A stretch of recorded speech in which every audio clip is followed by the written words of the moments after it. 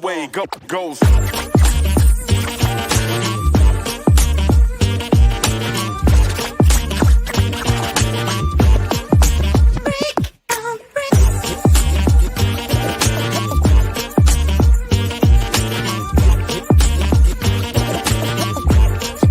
Just the way it goes.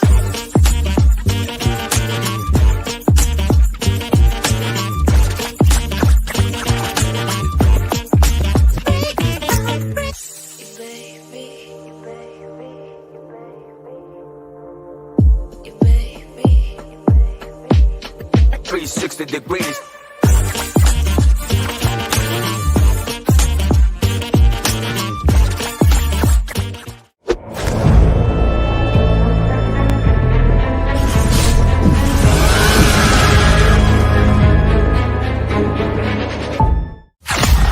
Sadistic Penguin Studios presents Yumper and Svo at the Show podcast with Tom Yumper Garcia. Have you paid your dues, Jack? Yes, sir. The check is in the mail. And Justin Svo Svoboda. What, so I gotta sit here and eat dessert alone like I'm fucking Steven Glansberg? It's almost time, so grab a drink. Get your popcorn ready and get comfortable to hear two guys from Chicago talking movies.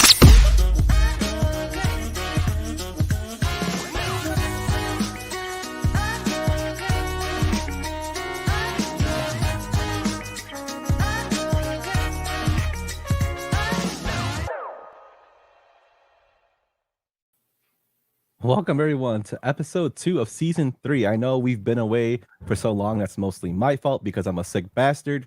But we are finally here to shell out this episode, and I'm very excited to be here. My name is Yumper, aka Tom Garcia, and I'm with my co-host, Justin Svo Svoboda. How you doing, Mr. Svoboda?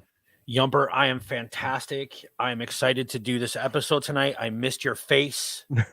It's good to be back on screen. It's good to feel better to be able to podcast. It's good. It's good that you're better, man. We missed having you around. Absolutely. Yes, my friend. I know we haven't seen each other, but we've been texting a lot. But man, it just feels good to actually get some content out there that I can actually talk instead of coughing every 5 minutes. So, but we got an action-packed show today, Mr. Svoboda. We're gonna be dealing with two very special guests, the OGs from the 108, and we're gonna actually talk to them about their favorite subject involving gambling movies or gambling concept movies. How you feel about that one? I love it, man. A lot of these movies are in my list of my favorite movies, not just gambling movies, but some of my favorite movies. So I'm excited to talk about them, and they always bring the heat when it comes to content. So I'm excited. For sure, my man. But we have the brains and the muscle of the 108. We don't have the sexiness because MSS isn't on here, but we have the brains and the muscle. So he's probably selling something on eBay right now. But let's get into what we watched. You want to start us off, Mr. Svoboda? Yeah, so I watched this movie with Ray Romano and Laurie Metcalf called Somewhere in Queens.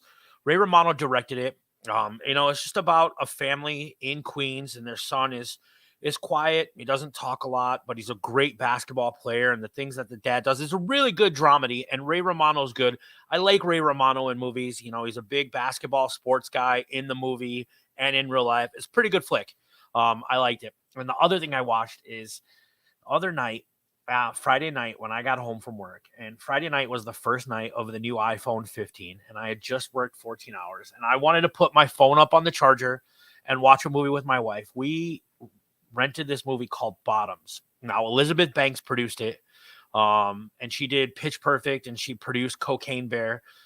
And when I tell you, Yump, this was the weirdest fucking movie I've ever seen. I am not kidding. It is about two lesbian girls in high school in the early 90s that start a fight club to get laid. It is the strangest fucking movie, and it was weird. The girl that is in, she's the sous chef in The Bear. She's the main character in it. And it is the strangest, most bizarre movie I've ever seen. It's still in theaters, but it was available to rent on iTunes. And it is just an odd trip, man. Because it's exactly what I said. They start a fight club in high school to get laid. That sounds like a very fucking weird story. It's so weird. It's kind of like Hot Rod. You ever see Hot Rod? Like the whole It's point of him. I Yeah. think that's a great like comparison. Like he wants to become the stuntman to get the girl or whatever. Well, he wants to make enough money to pay for his dad's operation so he can kick his ass in the end. Yeah, That's it's so bizarre. that's so random. It's got a really high like Rotten Tomatoes rating, but Mhm. it is one of the strangest movies I've ever seen.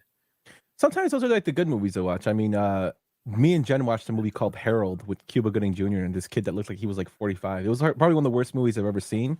But we were dating at the time, and she picked it on Netflix, so I was like, okay. And then when we got married, I told her how bad it was. But Did you also watch the movie Radio with Cuba Gooding Jr.? yes, man goes by the name Radio. I felt, you know what? I felt so bad watching that movie because I think he kind of overplayed Radio there. Oh, he did. Like, and that's the whole point of Tropic Thunder, where Tony Stark or I'm sorry, Robert Downey Jr. go, you never go full R word. Yeah, right. I'm not gonna say it, but you never go full R word. Yeah, that's ridiculous. But I watched, so having COVID and being sick, I actually got to knock out 2 HBO series. The first one being Carnival, which is actually created by David Knopf, who wrote The Blacklist. He's a creator of The Blacklist. The show stars Clancy Brown, who I think is like such an underrated character actor. Michael J. Anderson's also in it. He's from Twin Peaks. If you guys remember him, he's a short dwarf actor. And Nick Stahl, who's from Terminator 3. It was canceled after 2 seasons and left on a cliffhanger, but it's actually, to me, it was a very interesting show. I really liked the dialogue. It was basically good versus evil, and it's set in a 1930s Depression era carnival setting where they go from town to town, and there's like a good and Nick Stahl and an evil in Clancy Brown, and he plays a prequel. Nick Stahl is also in one of my favorite comic book movies, Sin City. Yes, he is. That's another great And he movie. plays the yellow, what they just call him, the yellow bastard, right? Yeah. Like, he's fantastic in that movie. You watched a lot of HBO shows, huh? Yes, I've heard of Carnival. I remember seeing the commercials for it back in the day. Just never got around to it. I was a big proponent of Oz. I loved Oz. I actually own all of them on DVD, believe it or not. I was a big fan of them. That series, even though I got kind of bad towards the end. Of course, I love The Sopranos. Carnival was always something I want to check out, and since I had nothing better to do but stay in my room, I watched that. And the other show I checked out was Deadwood. I'm a sucker for westerns. You know, I like Unforgiven's my favorite movie of all time. Deadwood is actually based off real characters that actually were in Deadwood, North Dakota, I believe. South Dakota, Deadwood, South Dakota.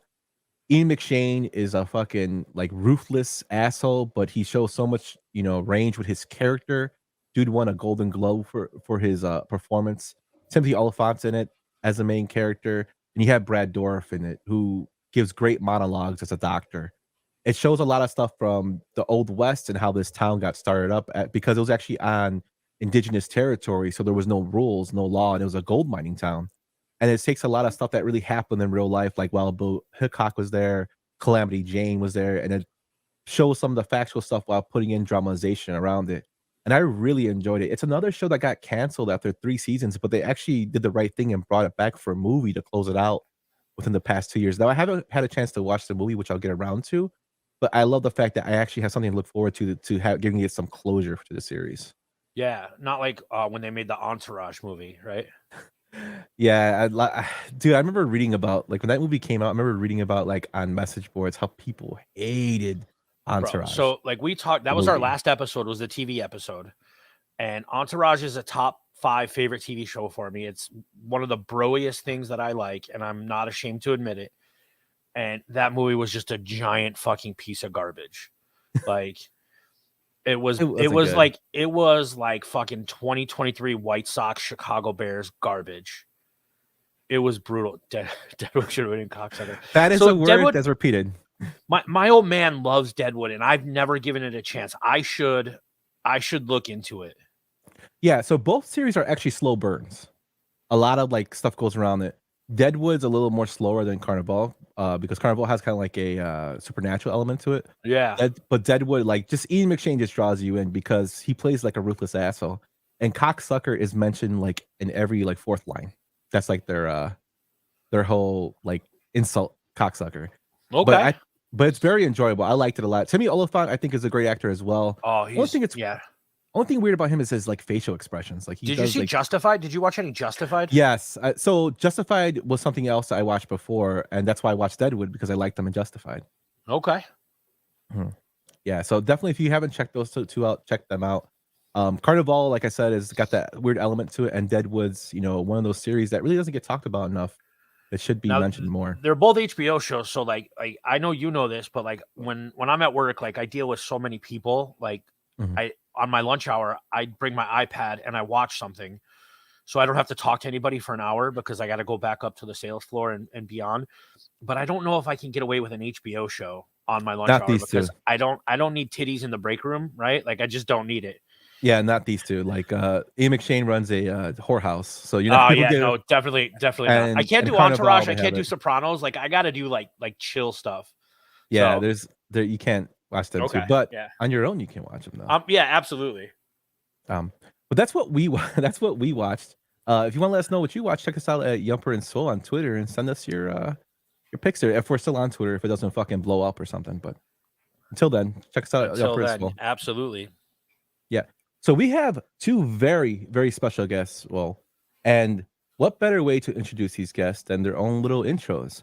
So we have somebody by the name of Tony Soprano to introduce our first guest. This man is your grandmother's thirst trap, standing at 6 foot plus, and weighing at a delicious 200 plus pounds. Mr. Delicious himself, Beefloaf. And his other guest, who longed to go along with him, is introduced by Emperor Palpatine. He is one of the original drunk uncles who slaps the bass. He is most likely 6 bourbons in. The Mexican George Clooney. Chorizy. Gentlemen, thank you so much for joining us. Fantastic. That was wonderful, man. I love it. Bless your heart for doing that. That's incredible. You gotta love AI, right? Yeah, AI, man. Okay, I do something. Now I know different. we're supposed to talk gambling. We're supposed to talk gambling or something, but I want to hear more about this Bottoms movie. This sounds right up right. Yes. So it's in theaters now, and like I said, it is literally Rachel Senna is in it. It's nobody that you know except for the girl from The Bear. Have you got either of you guys watched The Bear? I watched the first season. I'm about halfway through the first season. I'm enjoying it. So she's the sous chef that like she makes the crazy potato chip omelet in season 2. If you know what I mean. It is the goofiest thing I've ever seen. So the tagline is, let me see if I have it for you real quick. Where are you? I got it. 2 unpopular queer high school students start a fight club to have sex before graduation. So, it's exactly what it is. And yeah, creativity abound. It's like American Pie met a David Fincher movie. It's got high ratings on IMDb. It's like a 7, so it must be doing something right. Yeah, it wasn't bad. It was just the strangest thing that I've ever seen. And now, let me ask this though, Svo, because how do you get the inputs? Like, how do you know that exists? Like, this is what freaks me out sometimes about listening to you guys. Like, what have you been watching lately? And you have watched some bizarre shit. I'm like, how'd you find this? Like, how did you even know this was on the planet? Like, I'm not aware of many things that you guys talk about you're watching. How did you figure this out? Like, I mean, it's just a matter of like I go to the movies 3 times a week, or like 2 or 3 times a week, and these trailers pop on, and I pay for this monthly subscription thing to AMC, where I can see like 12 movies a month for $24. Oh, so nice. like if I got nothing else to do, right? My wife and I don't have kids. If we got nothing else to do, like fuck it, we're gonna go to the movies. So I see all these trailers, and I'm like, let's just go do it, right? And we didn't get a chance to go to the theater to see it, but I came home from work and I wanted nothing to do with anybody else but to hang out with my wife. So I put my phone upstairs and I bought it. It was like $12. I own it now, and I can't believe I own it. Right? He can rewind to his favorite part, Chorizy. See, I knew we were getting somewhere with this. I knew we were going to go somewhere. Now we understand. For anybody listening to the audio, Beef was doing the scissor motion, and now I'm doing the scissor motion. I was. I'm sorry. I apologize for changing up the show. I don't mean it. You guys usually do a good job. You're fucked now that you got Chorizy on here. I love that you asked. And if either of you guys want to watch it, I'll give you my Movies Anywhere account, and you guys can check it out for yourself. There we go. Mercy. We're all watching the same horny movie from the same account. I'm pretty sure MSS will be hitting up the DMs later. So, gentlemen, we brought you on. We had you on before into your own separate episodes. Beef, you were on us when we talked about some mob movies and organized crime movies, and we had Chorizy to talk about Star Wars. So, I go to the games a lot with you guys at the Sox games, and you guys are always talking either gambling or some form of it, whether it be on your podcast or at the ballpark. And they're degenerates. Let's just call it what it is. They're degenerates. Well, I mean, that's part of it. I mean, just to give it a little, we'll back it up a little bit. So when we were kids, one of my grandfathers commented, and both of our grandfathers were kind of like this, commented, normally when your grandkids, you teach them how to pray or whatever, and they taught us how to play cards. So like when we were kids, we were learning card games, we were learning angles and all this stuff. Fast forward to when we're a little older, I've always kind of had interest in different gambling games. We figured out some ways, particularly with sports betting, where we were making money. We were making probably half our living doing sports betting. Probably this is like 2008 to 2015-ish, right? Somewhere in there, Chorizy, where we were doing really seriously gambling, arbitraging, and all that stuff. But outside of that, yes, we have degenerate tendencies as well, where we're just interested in the concepts of gambling and how it applies to everything else. So we have substantial experience doing it for profit, and then we also have kind of screwing around with gambling stuff. No, I love it. I love it. I bought myself up a tax bracket last year with college football bets. So it's just one of those things, right? Nice I work. love it. Yeah. Yeah. So, Beef, you kind of answered one of my questions I was going to ask you about. Was it something in terms of gambling or even like sports betting? Was it something that really got you interested because of the numbers? And you're pulling away the charade here. You are an accountant, so did numbers always interest you in the importance of sports betting? 'Cause I know you were talking about formulas and whatnot on your pod. So is that something that kind of drew your eye? Well, I guess analytical pursuits of any sort. So like games and stuff are interesting in general. I'm probably from a gambling standpoint, I was always more interested in poker than I was in sports betting. When we got into sports betting, when I started it out, I kind of met the right people who helped me learn a few things that I really needed to learn. And then once we started running it as a business, Chorizy and I just found the angles which we were the best at. There were guys who we knew, other groups that were handicappers and did those sorts of things. We were straight arbitragers. We didn't handicap a goddamn thing. So a lot of our stuff was relative value. The other thing was we learned how to get a lot of bonus money. So there's ways to angle and get yourself in there. So yeah, so to answer your question, Yump, yes, it's like an analytical pursuit. But poker is way more fascinating to me. Lately I've been playing a lot of 7-card stud high low online, and I've been making a little bit of profit. We're talking go out to dinner money, not real money, but right. But the way the game works and understanding how to play well and understanding where I make mistakes, that's the type of shit I'm really interested in as far as learning, grasping the concepts. So, let me ask you this: you guys love Vegas. Where's your favorite casino to play in Vegas? And what's the first stop when you get off the plane in Vegas? So I don't know that we have necessarily. So okay, I guess I do have a favorite if it's me and Beef. If me and Beef are out there by ourselves, we're hitting the Plaza downtown. Okay, that was our. That was our spot for a long time. It was the first place to start giving us free rooms and stuff. And we would go out and we would be there Tuesday through Thursday and just nonstop.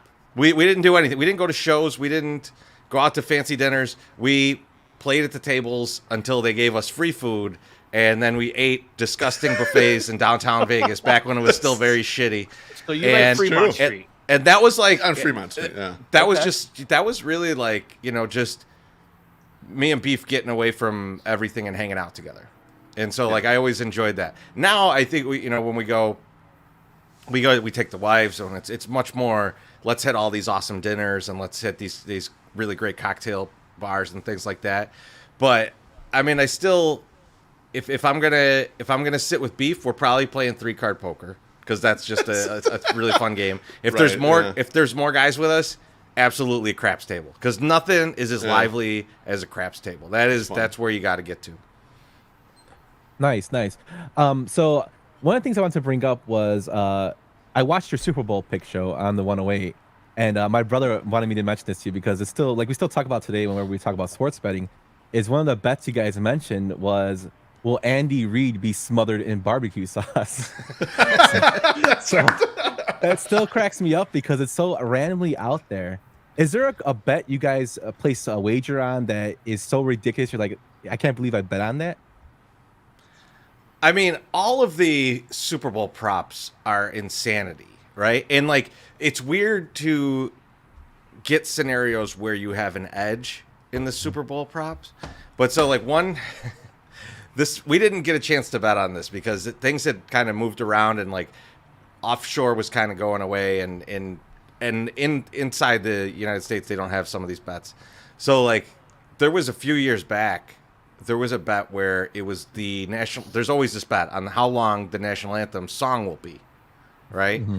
And it's the internet gambling not catching up with what the rest of the internet is, because the person's going to rehearse it the day before.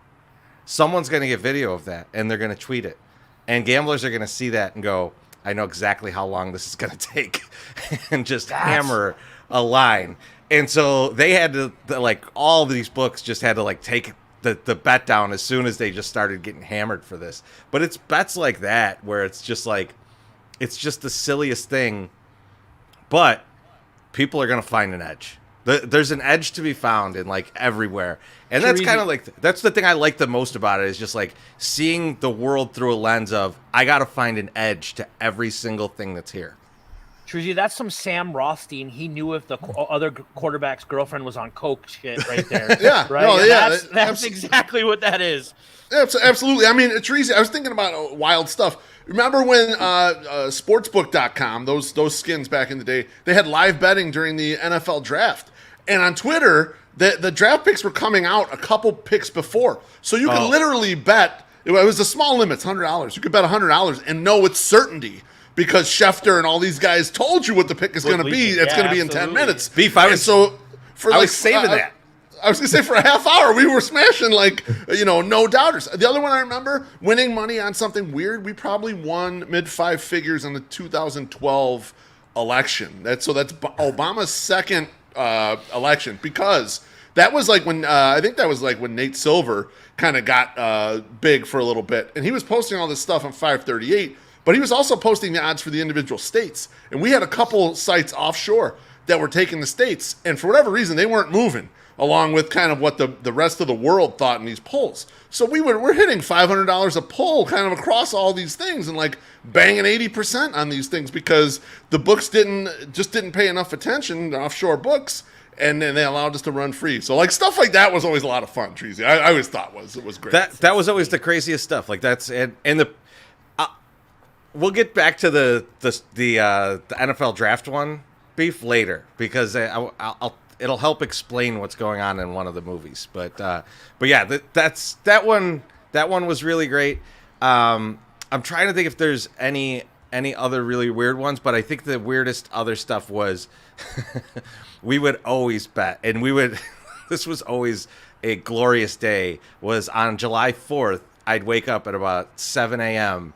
and I would get full accounts in on the hot dog contest. Just every dollar that was in there, as much as I could, to at the smallest bets that they would allow, and just hammer through, because they were always way off of what actually was going to happen. They're good now. They're very sharp now with those hot dog bets. But back in the day, especially if they had matchups, they had no idea what was going on. Yeah, and that's kind of interesting, how you say, back in the day, you had some inside information, whether it be Schefter or them. So I want to know you guys' opinion. If you guys, I know you guys are not big fans in wrestling, but wrestling is now, being bet on by DraftKings and other sports books. How do you think that's going to work out in the long run? So this is actually, it's always been able to be bet on offshore. And there was a guy, oh man, his name was Blue Dolphin 47 or something on Reddit. And he claimed to work for WWE. and he would just post in the Reddit threads everyone who was going to win. And for like a good 6 or 7 things in a row, like it was easy money. Like this guy, I don't know how he knew. He must have had a friend or something. But then he just kind of like disappeared. And so like either he got fired or someone found out who he was and was like, you better stop doing this. We're going to break your legs. I don't know what happened. But for a while there was a thread that was just like, here's everything that's going to happen. And like, and full disclosure, Treasy, the books that we knew that were taking action, they might let you bet $25 or something. $20 or something. Yeah, it was not. They weren't letting you bet a lot. It was like very low entertainment stakes, so they weren't going to get hurt by it. I don't know what it looks like now. I don't know if anyone's actually taking real action on that sort of thing, but you would think information could get leaked and things could get out. Yeah, I mean that's a very like that is a terrible thing to take bets on. If to answer your question, this. There is going to be someone who leaks something to someone. Someone's going to make a bunch of money off of this, and they're going to get pissed off about it. But I think what DraftKings might do is, to Beef's point, keep the limits so low that it's not worth to anybody to like lose their job over. Yeah, I think what was coming out when I was reading about it was that they're going to tell the 2 wrestlers before they go out who's going to go over. I don't know how that will work because you still have people in the back that can still send shit out to people, but I think I don't know. It's kind of weird. Like if it was like a game of chance where it's actually, anything can happen in sports, but when it comes to like stuff like scripted, I'm like, I'm not. Yeah, I'm not. Oh, yeah, I won't talk about them. But if it's something scripted, like I don't know how I wouldn't trust throwing my money on it because something can just change it. That's just my opinion on it. Right. But gentlemen, thank you so much for answering those questions on gambling. I know we're gonna get into a little bit more when we go through these actual films. Are you guys ready to get started with the first one? Let's jump in. Do it. Okay, let's get into our first movie. I'm acting for a group of investors looking for short-term security. Well, you've come to the right place, then. I was thinking of bearer bonds. Well, that's not a bad idea. Bonds are secure. Great way of moving money around fast. Okay, so would you like me to open up an account for you right now? Yeah, 200,000 in the name of Roger Oskner. Okay. Hey, you see those Blue Jays on Monday night? 7 to 5. Those guys are hot. Owning Mahoney, released in 2003, directed by Richard Kwiatkowski, who also directed Love and Death on Long Island, starring Philip Seymour Hoffman, Minnie Driver, John Hurt, Maury Chaykin, and Ian Tracy. The movie had a budget of $10 million and only made $1 million at the box office. So like I was telling you guys earlier, when we were choosing what movies to pick, this is a movie that I always liked. I remember first watching it in 2005. One of my best friends in college, who was actually a professional poker player, that's how he made his money on the side, will always pick up these obscure movies. Like when Sideways come out, even though we didn't hear about it, he had it. This is one of the movies he's like, you gotta watch this. And then I actually saw it. It's a movie based on a guy with a gambling addiction that embezzles money from a bank in Toronto. And it just shows you, it's kind of a depressing movie in terms of how Philip Seymour Hoffman plays it. And you kind of feel for the guy, but you also kind of get pissed, like, why are you betting? But you see how people go through addiction. And I couldn't see anybody else playing this role because Hoffman dealt with his own addiction on the side, in his personal life. And I think he plays the role perfectly. It's also based off a true story of Brian Maloney, who embezzled $10.2 million from a Canadian bank. And Chorizy, I know you wanted to talk about the real life guy. So let's hear what you have to say about it. Well, the real life guy it's crazy because he did that in like a year. Like that was like $10 million that like from like 81 to 82. And I think about like early 80s, $10 million, that's like $30 million now. Imagine blowing through $30 million in like a year. But imagine being the casino, because he was always at Caesars for this. Like almost all the money was lost at Caesars. And it's like, imagine being that casino and being like, yeah, this guy works at there's like mid-level dude at a bank. Of course he could just wire in $1 million. Why would we flinch at that, right? And it's like, I remember watching this movie when it came out because it raised all these questions about the casino industry and like how much of a part do they play in something like this. And they ended up getting sued, and then like the gaming commission made them. This is like, I've heard of this as a punishment for casinos before. This is the only one I know where it actually happened, and like I can reference it. But they made them close for a day, and so it was like the Saturday after Thanksgiving of one year, and like the estimate is that you would lose like $700,000 to $800,000 closing for that one day, and so like that's quite an interesting punishment, but also it's like nowhere near what they gained from this whole scenario. Yeah, it's totally crazy how they lost $700,000, but in the movie, like John Hurt plays the role of the casino manager, and he plays it like a complete asshole. And you think, the more and more you think about the inside and outs of casino, there are people like that. They're trying to get your money, and then he gets pissed when he goes to Vegas to play action down there. They wound up play in Atlantic City, and it just shows how they did a background check on him, and they found out he's only making $22K of the year, and he's like, what we don't know won't hurt us. Basically, he tells the guy, "Shut up."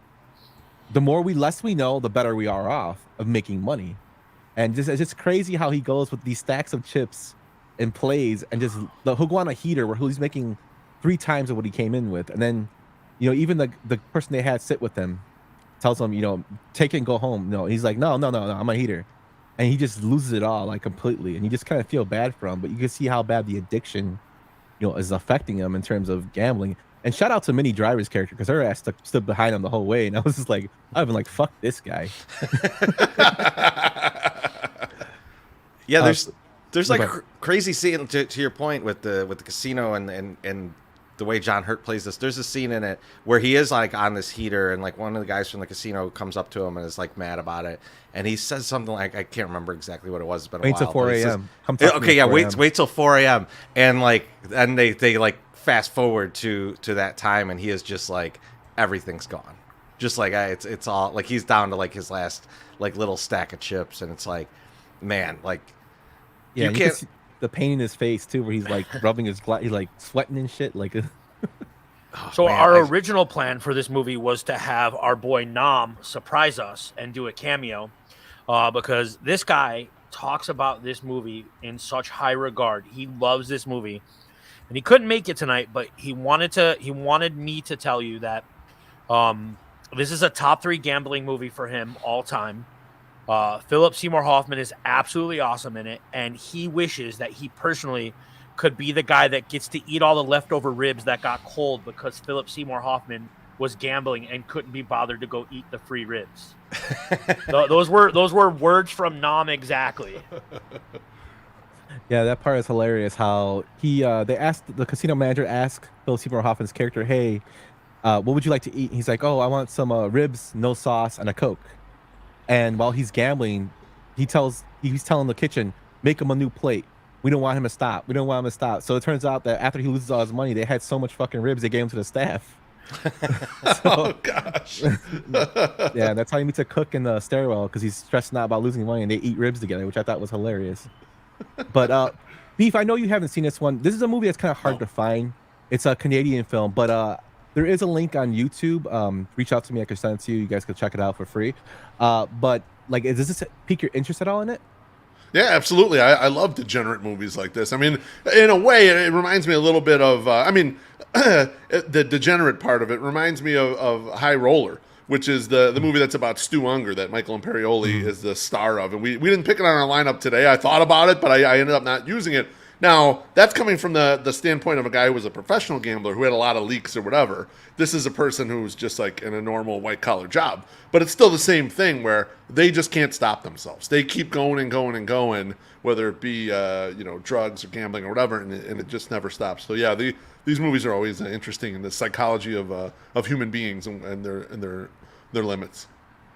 Yeah, and one aspect of the movie too, Beef, that about this guy personally was he didn't drink. He didn't do drugs, and he didn't partake in extramarital affairs. He just cared about gambling. That was, and even the casino owners were like, "What the fuck is going on with him?" That's all he cared about was gambling. And you were saying, "So like he should have." Maybe he should have, yeah. Needed more vices. Yeah, kind of balance them out. Black tar heroin, gambling, like womanizing, maybe everything's good in moderation. Definitely. So, Swole, what do you think about this movie?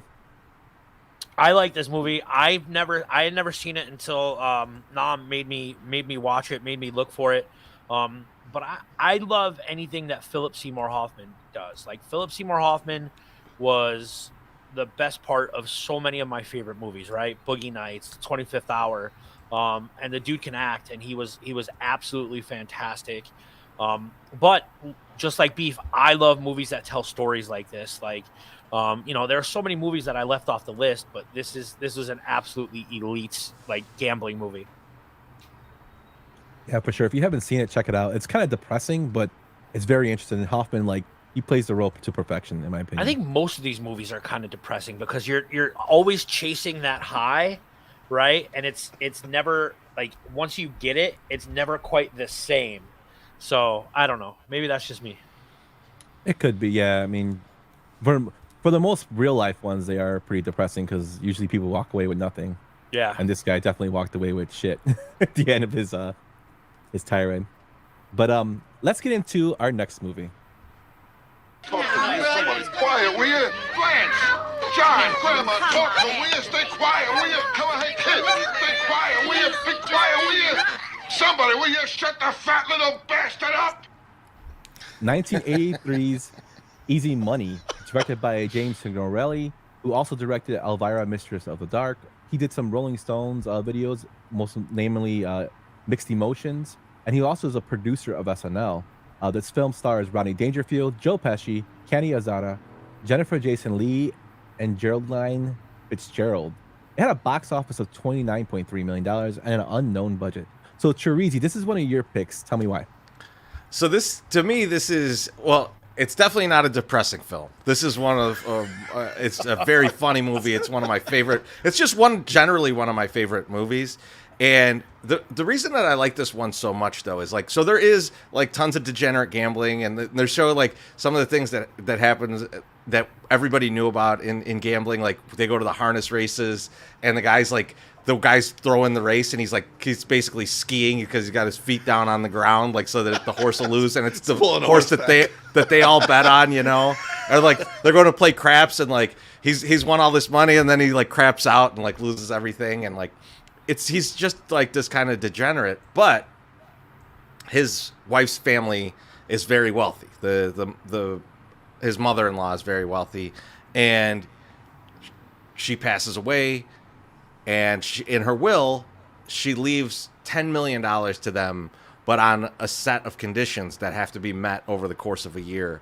And so this is really a real life bet, right? Like for him, like this is just you have basically a $10 million bet that you can't, like you got to go a year. You can't drink, you can't smoke, you can't do drugs, you can't gamble. You can't like be at strip clubs and cheating on your wife and all this stuff. He's got to get down to a certain weight. Like he's got to hold a certain weight. Yeah. He's got to be in like good health. He can't eat like junk food and stuff. And so like, it's one of those things where it's like, as a kid, I watched it and I was like, of course you would just do this. Like you would just do this and you'd be fine. Like you'd get $10 million, $30 million nowadays, right? If you extrapolate it, but like. This is incredibly hard, like what they're asking this dude to go from and become. And like, I get that the money's huge, right? But like, think about yourself, right? Being put in a position like this where they're like, yeah, it's like $30 million on the line. You do this. But like, how many of your friends you'd be like, I just can't hang out with that guy. Like, I just can't be around this dude. I can't go to this. I can't, I got to get rid of all the gambling sites that I'm on. I can't go play cards with my buddies. I can't go to the bar. Like all these things you just got to like cut out of your life.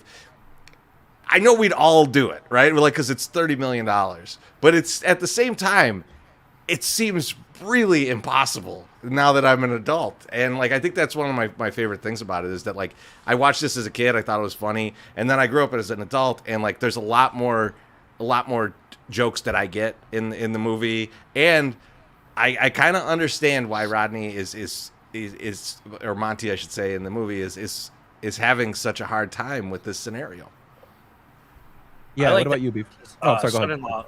No, my bad. Monty's son-in-law is Taylor Negron from Yeah. like Biodome and Yes, he is. Fast Times at Ridgemont High, and Fast Times at Ridgemont High. He's just, I love that dude. He is hilarious. And he's great in this movie famous, too. extremely famous sample comes out of this movie. The I'm so bad I should be in detention. That's right. He's outside the window. That's yeah, I watched that. I rewatched it today, and it's kind of funny because we went from a really depressing degenerate to a more comical one in Rodney Dangerfield. And you know, this is his first lead role. Like, he was in Caddyshack. This is like one of his first big roles. This is Joe Pesci's actually first comedy movie. Even though he's not as he's hilarious in certain points. I think everything's all Rodney. Like, I love anything with Rodney. But I just love the fact when they're talking about the bet, Chorizy, and they show like his friends giving their 2 cents on it. And out of nowhere, fucking Phil Leotardo, Frank Vincent goes, "You can do it." Yeah, that part just cracks me up because he's just randomly placed in there. And you know, as a mob guy, of course, but it's just funny that he happens to be in that little montage. The movie, I really enjoy it. It's a movie that doesn't get talked about a lot. You know, Cisco gave it 3 out of 4 stars. It's something that people don't really talk about when they talk about Rodney movies. It's usually Back to School or Caddyshack. Yeah. But it's definitely up there. It's a hilarious movie. What about you, Beef?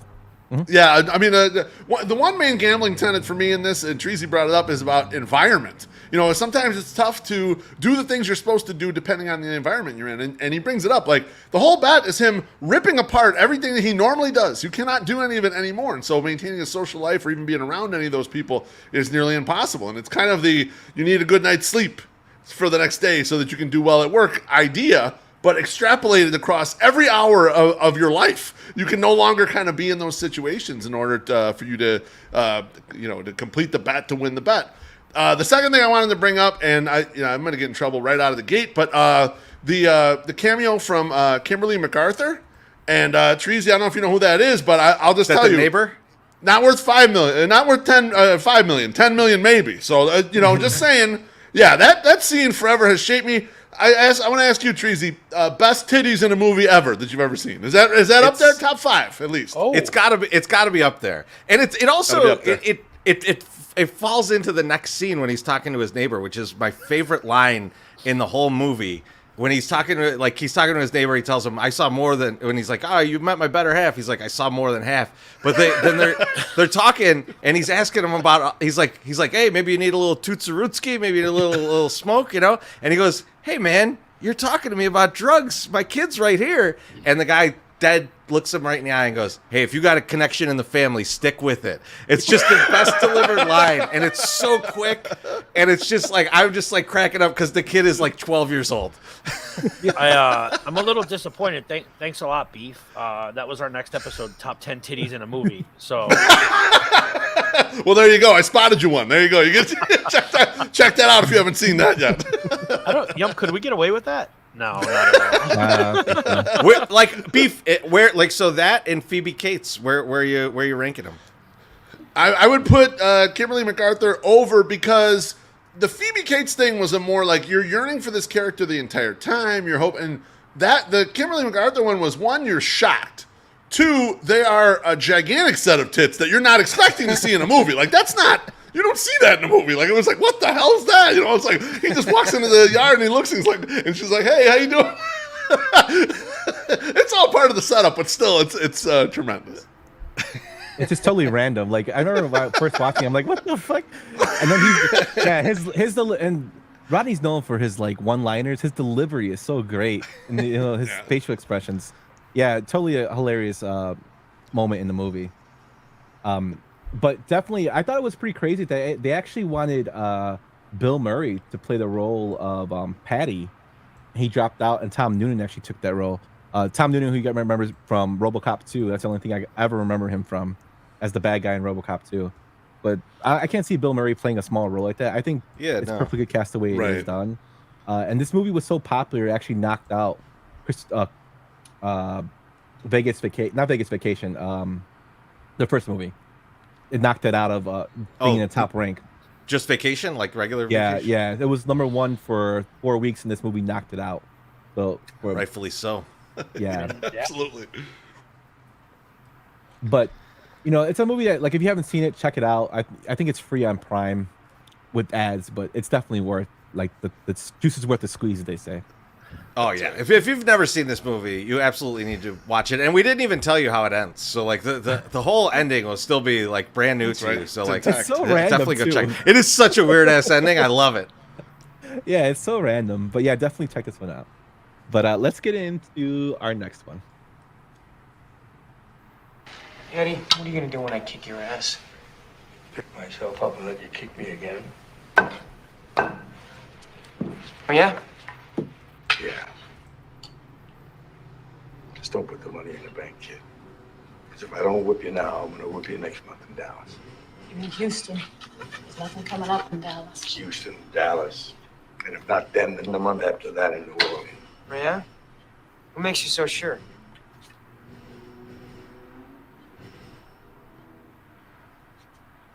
Hey, I'm back. 1986, The Color of Money, directed by Martin Scorsese, who also directed Goodfellas, Casino, The Departed, and Last Temptation of Christ.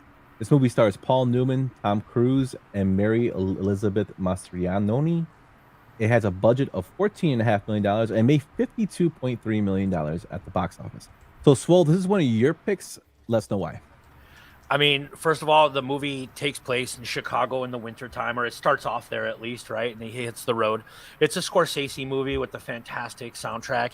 And it is fucking peak Tom Cruise, right? Like, right as his career was, like, taking off. He's this young, arrogant, cocky pool player. Paul Newman's fantastic in it. It's basically a sequel to The Hustler, right? And it's Scorsese. It's just a really, really fun, great movie, and I absolutely love it. Definitely. Beef? Yeah, one of the things you learn in this movie, particularly about gambling, and it applies to poker, it applies to pool, is making the matchup for yourself.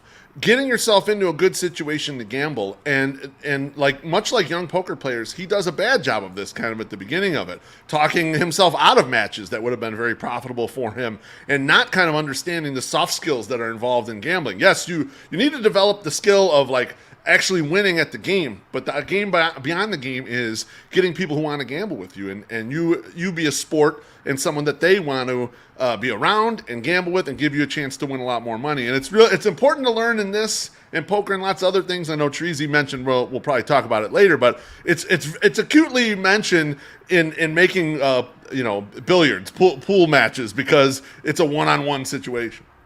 Right, like you can't just beat the shit out of everybody every time you play them because no one's going to want to play with you. Correct. Well, and Tom Cruise sucked at it at the beginning of this movie. It's been a while since I saw it, but I'm in my memory, and hopefully I'm not confusing it with The Hustler, but I think there's a scene where he is beating the shit out of like the best player in the whole place. Well, there's another dude that they were there to like juice all the money out of, right? And he's just like, he beats that guy, and then the other guy doesn't want to play. And it's like, that's the kind of thing that's like, you don't walk into a poker room when you know Michael Jordan's going to be there and start beating up all like the best players in the room, right? You wait to get to Michael Jordan's table, and then you go like, yeah, okay, now I'm going to play for real, because right, you're going to steal all MJ's money. We're playing for real stakes here now. Yeah, that guy made $30 million a year in like the 80s. So like, yeah, I'm pretty sure it's this guy's got money. I think also like it's another type of movie that I love, and Yumper and I have talked about this, but I love like a good road trip movie, and they're going across country and playing in different pool halls, right? And it's cool. It ages itself a little bit, like kind of like how we talked about Scarface with like some of the soundtrack stuff and some of the cars that they drive, but it doesn't age itself where you don't appreciate it. Yeah, I think it. Well, one of the cool parts I really like is any movie that involves Chicago. I love like just to look at and see how they portray the city. This movie actually rejuvenated Paul Newman's career. He was kind of on the decline, which is kind of crazy because he has such a historic career, and this movie rejuvenated him. He got a Best Oscar award for this, and it's a sequel to, you said, The Hustler. One thing I was reading about this was they tried to get Jackie Gleason to come back and play Minnesota Fats. Oh, he was sweet, man. He's great in the original. Yeah, so he was originally in the script when they changed when Scorsese's decided to change his role. He didn't really like. He felt his character wasn't needed. Like he felt because they were going to build a story around him and Eddie again with Tom Cruise like being his protege. Well, when they rearranged the story, Lisa was like, my character doesn't seem like right for this, so I'm gonna decline, and he kind of declined off it. But it would have been kind of nice to see them two again together because we know Gleason eventually passed away not too long after this, and it'd be kind of cool to see them actually reunite for a role in the sequel. Another crazy thing I found about this Chorizy is our man Iggy Pop's actually in this movie. He's actually as one of the bystanders in one of the scenes with a white shirt on. I didn't notice him. I actually had to look and see, but he's actually in there in like a couple of clips. They have like Forrest Whitaker in this movie. Martin Scorsese actually is the person that breaks the ball, does the break at the end of the movie. So his hands are actually the ones that are racking the balls, and then he breaks them. Tom Cruise did most of his trick shots except one, which is pretty crazy considering it's not easy to do those things. And I overall like the movie because, like you said, guys mentioned how you're playing the mark. This movie's all about hustling. You can't outshine them if you're gonna try and make money. You're never gonna make money that way. Right. And that's what Paul Newman's trying to do. And Tom Cruise's character is so egotistical. He's such an asshole. Dude wears his fucking name on his shirt, Vince. The whole movie, just his first name. It's hilarious. And eventually, the student becomes a teacher, and it kind of gets Eddie back into the game. And I thought it was very well done. It just surprised me that Ebert didn't like this movie. Where does this rank? Where does this rank on your list and like of Scorsese movies, like non-mobster movies? I mean, it's not. I'll probably top 10. I wouldn't put it in the top 5, but top 10. What about you guys? Yeah, that's a good question. I was gonna say I don't know if I pay enough attention to Scorsese movies that aren't mob movies since I'm so engrossed in them. But yeah, this is a great movie, and the approach of like bringing along like the protege angle there, especially in high stakes gambling, is always interesting to me. The fact that someone would be even willing to be the mentor in those situations, because a lot of those secrets are things that people don't want passed down. They don't want to give away for free. So it is always an interesting story. Well, and then it's the age-old story too, right? Like Paul Newman knew that the way to get to this guy was through his girlfriend, right? And he did that, and Tom Cruise put the pussy on a pedestal. Totally did. And Jack brings up a good point. John Turturro's in it. He's actually one of the guys he just beats the shit out of. Yeah, and then goes him to come back and play. Like, I think it's really done really well. It kind of shows that the kind of like the inside of how a hustler thinks. And one of my favorite parts is actually when Vince breaks, when Eddie's sitting at the bar talking to his girl, and he hears the break, and he just turns because it's like that itch just needs to be scratched. He heard something reminded him of something in the past. And sometimes people fall into their old habits, and that's what he basically did. But it's definitely a great movie, and it's only the only movie that Scorsese ever had come under budget. So. That's why I think it sounds like a miracle. Yeah. So that was one of his triumphs of this movie. But yeah, if you haven't seen this one, check it out. It's a little dated, but it's still worth it. But let's get into our next one, gentlemen. So, it's time to set the hook in Dickstown. Do it just like I told you. Yeah. Exactly like I told you. Okay. Then the party's on me when it's over. Hey, man. Gabe? When it's over, we'll all be lucky to get away before they kill us. You know the difference between a hustler and a good con man? What? Hustler has to get out of town as quick as he can. But a good con man, he doesn't have to leave until he wants to. 1992's Diggstown, directed by Michael Ritchie, who also directed movies such as The Golden Child, Cool Runnings, The Scout, Fletch, Wildcats, Drive Madness, and Bad News Bears. It's also written by Steve McRae, who wrote Hard to Kill, one of Swole's favorite movies, and Dark Man 2. It stars James Woods, Louis Gossett Jr., Bruce Dern, Heather Graham, and Oliver Platt. The movie only made $4.8 million, which is surprising on a $17 million budget. Beef, I know this is one of your picks, so tell us why you picked it. Yeah, I would consider it probably my number one gambling movie because it sets up the big con, a big gamble, a big bet, all kind of across the board, and teaches a lot of different lessons as far as gambling goes. But James Wood's character, Gabriel Kane, is like the perfect con man in this situation because he's well dressed, he's loved by a bunch of people and hated by a bunch of people. He's got that where he's got the love hate situation across him where you want to beat him, and that's where he gets in against Bruce Dern's character, John Guillaume, who actually owned the entire town of Diggstown, and what it was fixing a fight. Now Guillaume actually won the town fixing a fight of a local legend who he was the manager of many years before. Gabriel Kane learned this information and then built an entire con around this stuff. The one of the key tenets here is counterparty risk. When you're going to make a big bet, can the other person actually afford to pay, and will they actually pay you? And so that's why in some parts of this movie, you see Heather Graham's character helping these guys search around to make sure that they understand his financial depth so that they could get their hands on absolutely everything that he had.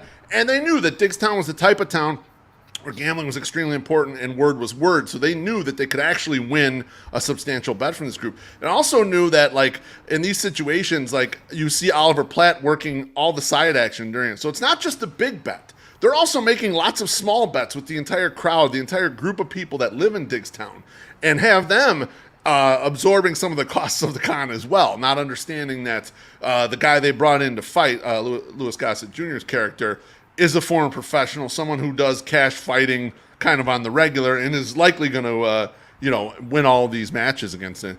You also need to find someone who has a big enough ego, even when they know an impossible bet is coming, that they're going to be willing to take it. I mean, this is like a Amarillo Slim style bet where it sounds unbelievable, like hitting a golf ball a mile, and then he turns around and hits the ball on the concrete and it skids for a mile because a golf ball will never stop on concrete. Those are the kind of weird things that, Amarillo Slim would win in prop bets. This is what Gabriel Kane's presenting here in this Diggstown bet, the, win 10 matches in 24 hours situation. But they kind of had all their angles figured out here. And so for me, this movie just like great theatrics, great actors top to bottom. And I love that it bombed because then it's the cult classic that I really believe it is. And so when I think gambling, this is the movie I immediately think of. And if it's on, I stop and watch it every single time. So I just saw this movie for the first time because you recommended it and it was on the list. And there's a couple things that stand out. One, Bruce Dern is just a dirtball, right? Like he's a scumbag. Perfect villain, right? Right, Perfect absolutely. villain. And when he meets James Wood in the ringside, sitting ringside, he's like, "That's my seat," right? You know he's going to be a scumbag. The second scene is apropos because we have the dudes from the 108 on this show, and Oliver Platt, who I fucking love. He's the guy that's trying to set up this bet, and James Woods gives him this stuff where he could drink a crap ton of beer and not get drunk. And James Wood looks at the next morning. He's like, "Hey, look, I said he wouldn't get drunk.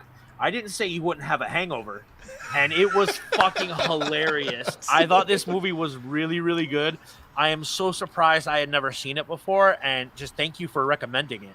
Because I love Oliver Platt. I've always loved Oliver Platt. Well, he's amazing in that scene too that you mentioned, Svo, because they're in the hotel room. He's hungover, he's barfing and everything, and that's when he realizes that Gabriel has not gone to the fighter and told him about the con yet. So there is still a chance. Yeah, he doesn't know. So they're that's how good of a confidence man Gabriel Kane is. James Wood's character is that he didn't even tell the other guy yet that's going to be involved in this. He just knows that he could con this guy into doing it, and of course he does.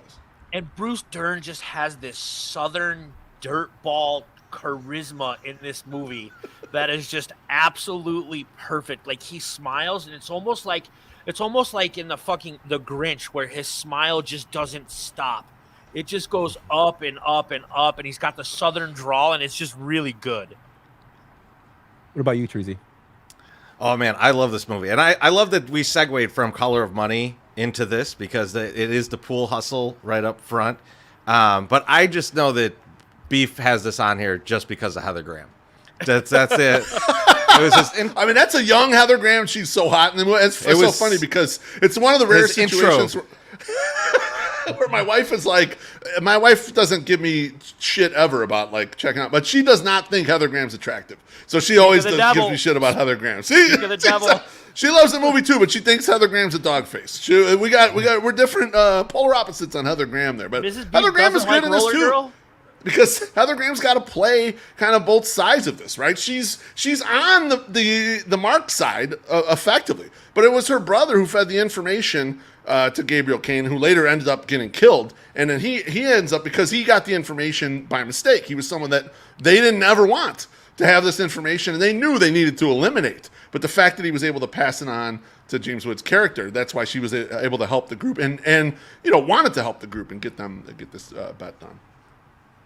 I mean, there's nothing better than the little tie thing at the end. I'm all in for that. Like, it's just such a it's what you were talking about, like where they really set it up for Bruce Dern to be the villain, and then that little tie thing at the end, just shove it right up his ass, is just the best thing ever. Great underrated movie. Like, it's so early 90s, it's ridiculous. Like, I even used the graphic for anybody that's like listening to the audio version of it. The graphic is the movie poster, and it says available on video cassette and laserdisc, right? So like, it's just that early 90s perfection. So this is one of the movies that I like. We always ask people like what they watch on a rainy day. Besides Fifth Element, this is another movie I watch because I love the whole concept of playing the big con. I think James Woods is phenomenal in this movie. Another thing that always stuck out to me as a kid, I always thought Bruce Dern's character was Ted Turner. I have no. It might be. You mean like a take on Ted Turner, like kind of like this is like a Southern bad guy kind of thing, like interesting. And he kind of looks like him too. So I was like, yes. I always thought, is that who they're trying to be? Is Ted Turner? Oliver Platt is great, as his buddy that's setting up the. I love the scene when they play pool and he beats Bruce Dern's son for his ride. Who's the kid in Honey, I Shrunk the Kids? Yes. He's the older brother in Honey, I Shrunk the Kids. And then you got Jesus Christ, who's his best friend, who says some racial things in the movie, and then he goes. Oh, you mean the guy that saved all the sex traffickers, Jim Caviezel? Yeah. It's just it has so many great. I love the fact how they go through the kind of how they're fixing fights, and fixing fights has been something like in the history of time. It goes way back to the 20s, 30s, and even Ali's say Ali Liston fight was fixed. There's the Holyfield Lewis fight was that ended a draw. They said was fixed. Just it's something that's always been part of boxing history, and to hear them go through. Oh, we're gonna give this guy something that makes him shit his pants, or we're gonna have this guy hook up with a girl that's gonna wear him out. Thank you for bringing up the brown bottle. All right, I was worried we weren't gonna talk about it. Beautiful.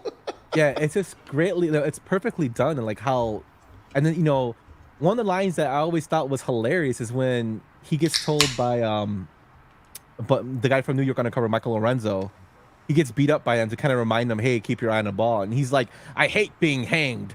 I just hate it. And I'm like, who the fuck likes being hanged? Like, why would you say that? But it's just parts like lines like that. And Beef, I almost used the for the opening clip was when he gives an inspirational speech to Louis Gossett Jr. to Roy and tells him he's stronger than you. He's better than you. Remember, you're black. And he's like, what? What does that mean? He's like, I don't know, man. I'm trying to motivate you. It's like a wrist thing. He's like, what? He's like, you're a shit with no motivation. Yeah, it's just like has great comedic timing, and I always like this movie because of that. And also Benny the Jet is the fucking referee, which is kind of out of nowhere because that guy's like a badass in martial arts, and he's just a randomly the referee in the movie, which I was like, what the fuck?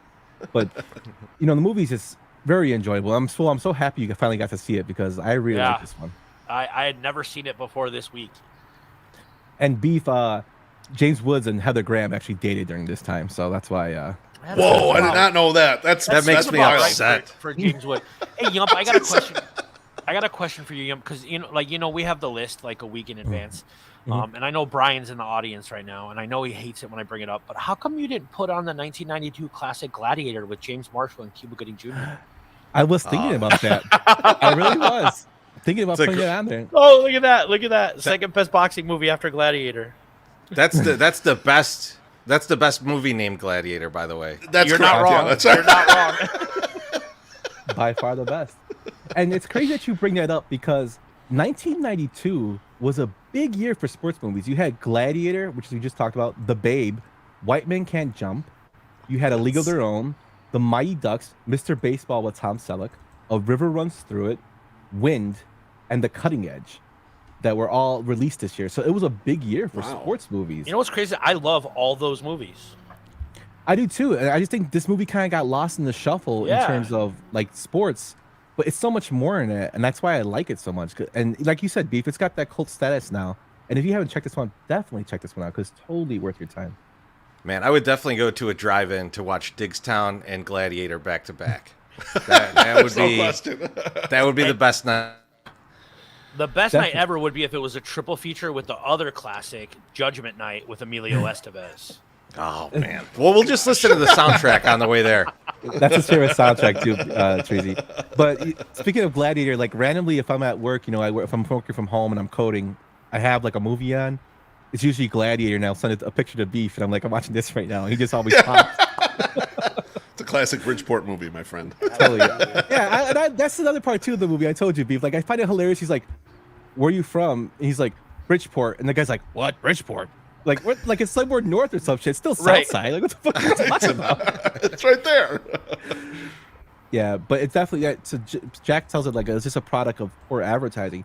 Also that, and it was there was kind of swallowed up in all the other movies that were made. But if you haven't seen it, check out Digstown. But let's get into our next one, gentlemen. What's your problem? I'm putting $500,000 on Lucky Down to win third race at Riverside. Can't lay that off in time. Bet like that could break us.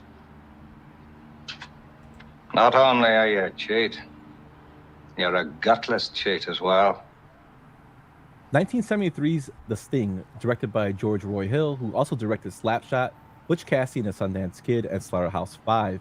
The movie stars Robert Redford, Paul Newman, Robert Shaw, and Eileen Brennan. It had a budget of $5.5 million and made a whopping $159.6 million. This is 1973, which is crazy. Chorizy, this is your pick. Tell us why. Yeah, this is actually just one of my favorite movies of all time. I love I mean, Newman and Redford are just fantastic actors, right? And like so they're back and forth in this, and everything they do in this movie is great. But the story is just so compelling, right? Like because you start off with the small timers that hit the wrong guy, and one guy ends up getting killed, and that was like Redford's mentor, and it kind of sends him off into this direction to go find a new mentor that he was the other guy go find, and they decide to basically out of revenge to pull off this massive con against the worst guy, right? Like so, it's just like such an impossible task that they're taking on. They've got the cops chasing them the whole time. They've got cops that aren't cops chasing them at parts. You've got a guy chasing him who's actually protecting him. Like it's just like everything is like it's not what it seems the entire movie through, and the gambling aspects of it are incredible. Especially like as me and Beef got older and started doing some of these, getting into some of these things, the main con here is on something called The Wire, and The Wire's the basis of it is past posting. So if you don't know what past posting is, it's exactly what me and Beef were talking about with the draft thing, like where Adam Schefter's already gotten the information. He knows what the draft pick is going to be. He sends that out, and then the bettors gamble on it. This was a dude at the Western Union getting who's winning these races. And before he passes it off to the bookies, he's handing it off to this other guy to say, go bet this before they get it. And it's just such a great like gambling movie all around. The poker game where it's like where he's like, what am I supposed to say? He cheated better than I did? Like I just like it all just works. And Newman is incredible in this movie, just absolutely incredible, all the way down to the last minute of the movie where you're sure something has just happened and the exact opposite has happened. It's just I can't say enough good things about this. As you could see by how worked up I am, this is just like, to me, just like almost a perfect movie. Definitely. Beef.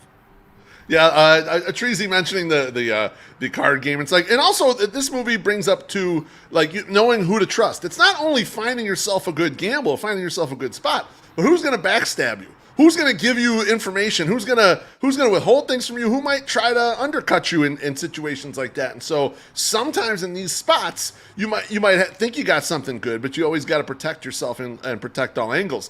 Also, Chorizy mentioned the past posting and kind of the information. It's the exact same concept as in Trading Places when they're trying to buy the crop report off of Clarence Beeks. It's the exact same shit, basically. So now in that one, it got intercepted. They found out that it was happening. They got a bogus report, and they ended up losing their ass. And something like that can obviously happen in a situation where you think you're getting single-ended information, and someone else intercepts it or blocks it or gives you something incorrect on purpose. Yeah, as Chorizy mentioned, an all-time great movie, an old Chicago movie also, which is, just a lot of fun. And one I probably should rewatch again. It's been a few years since I've seen it, but it's always worth a rewatch. Definitely. Swole? So it's a movie that I've only seen once or twice. I'm self-admittedly not the biggest Robert Redford fan. Like, I don't hate Robert Redford. Like, I don't hate him. It's not that at all. But I'm also not like, oh, Robert Redford's in this, I got to go see it. I like The Natural. I know that's a hot topic amongst our group chat. But it's a great movie. It's very highly rated as one of the all-time greats. It is a fun watch. Now, you brought up something there that I want to just touch on a little bit. You talked about Trading Places and the Clarence Beeks and what you just talked about. Would you consider Trading Places, Wall Street, would you consider those gambling movies? Yeah. Right? Because they kind sure. of are. Yeah, they are. Yeah. Well, the stock market is gambling. Absolutely it is. In fact, it's more but it's not like might be more gambling than what people consider gambling. Right. And the reason that I ask is because you don't necessarily consider those things like, oh, it's not a game, it's like someone's profession, but you're gambling, right? Like every day it's a risk what you're doing when you're trading. So like if without a doubt, there is way more bullshit going on in corporate America than there is in the NFL game that you're watching tonight that you get bet on. Without a doubt. And you know nothing about the shit that's going on. And you know a lot about the NFL. You know? Not to mention, that's all fixed. That's a fixed game. That is fixed. That is a fixed game. You can say the NFL's fixed all you want. Corporate America is a fixed fucking game. It's definitely a fixed fucking game. As people working in it, yes, it is. That's fantastic. So if we had gone back and we had included like that in there, would you put Wall Street or would you put Trading Places in your list of gambling movies? I like the ones that I picked, but yeah, I love Wall Street. I mean, just as it's one of my favorite movies, without a doubt to begin with, and so it definitely applies to the group right here. In fact, it's funny. I put when we booked Jeff Passan for the 108 podcast, but we couldn't say we had him on there yet. I put the I bagged the elephant video out just with no disclaimer on my account, just like to signal we did some shit and you guys are going to see it soon. And so it's something that I go back to Wall Street all the time. One of my favorite movies. So follow-up question: how much cocaine did Oliver Stone do while he made Wall Street? We almost ran out. I'm not gonna get him tweeting at me, right? Like, hey, until you've walked a mile in someone else's shoes, don't judge what others have done. I didn't.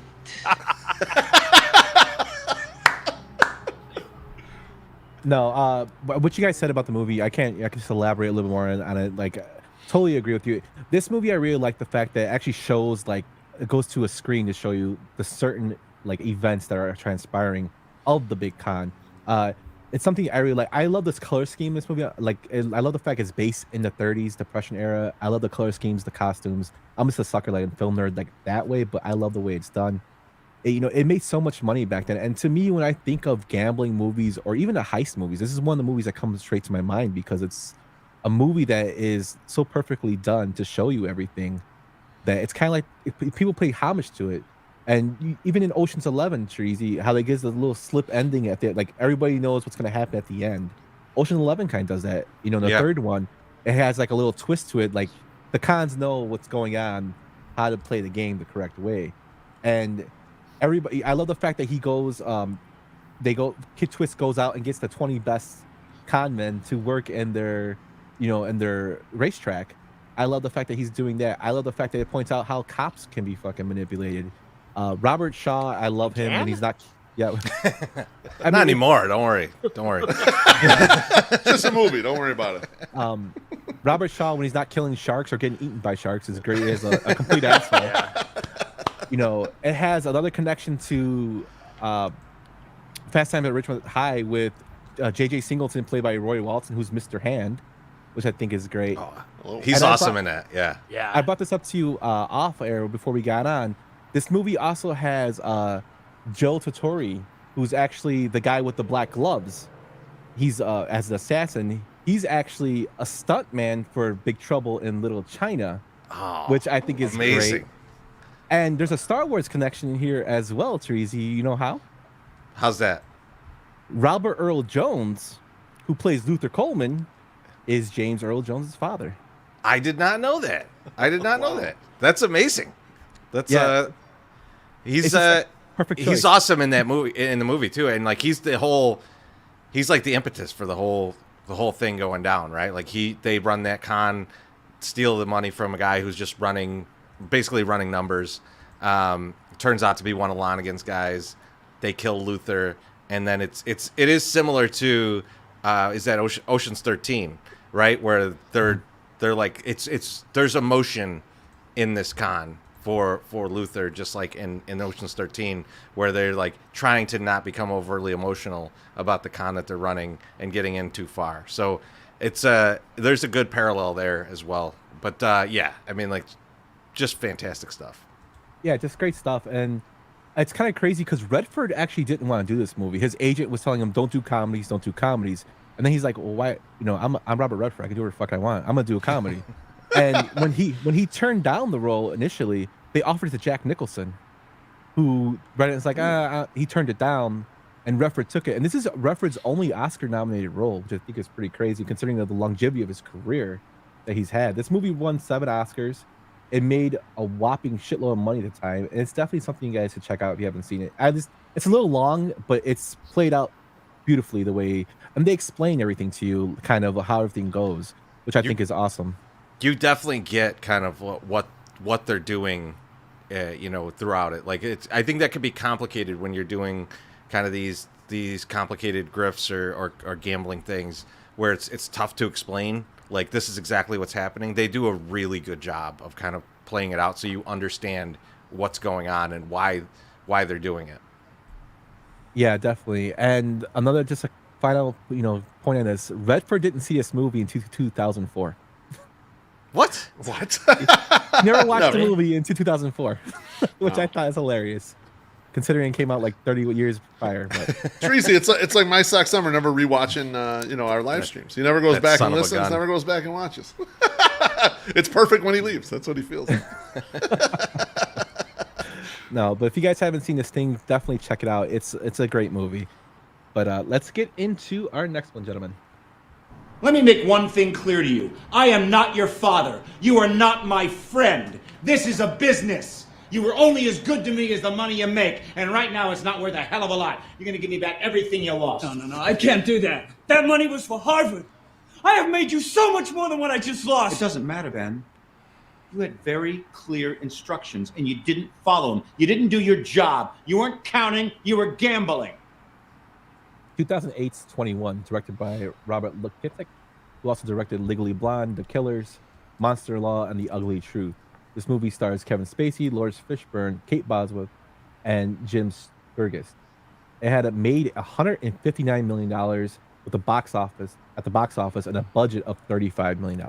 Swole, this is one of your picks. Tell us why. So, first of all, I love this movie. The guy that wrote this movie, his name is Ben Mesrich. He also wrote a book called The Accidental Billionaires, which they turned into a movie that you may have heard of called The Social Network. And he also wrote another movie called The Antisocial Network, which is, there's a new movie out. No. There's a new movie out right now with Paul Dano called Dumb Money about the GameStop stock shortage. He knows how to write stories like this. It's based on a true story of MIT kids that took down, these Vegas casinos.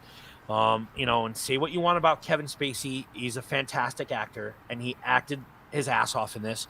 It's also got Lawrence Fishburne in it, and I love movies with Lawrence Fishburne, and I have ever since he was Furious Styles and Boys in the Hood.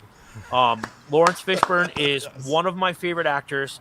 I always thought that this movie came out around a time when Jim Sturgis was like the next big thing. He was in that Beatles movie Across the Universe, and then he did 21. Kate, what's her name? Kate Bosworth is his love interest in this, and she's really, really good in this. And then there's a really, really, really young Josh Gad as like his nerdy MIT partner. I love card movies where they're counting cards and trying to take advantage of the system.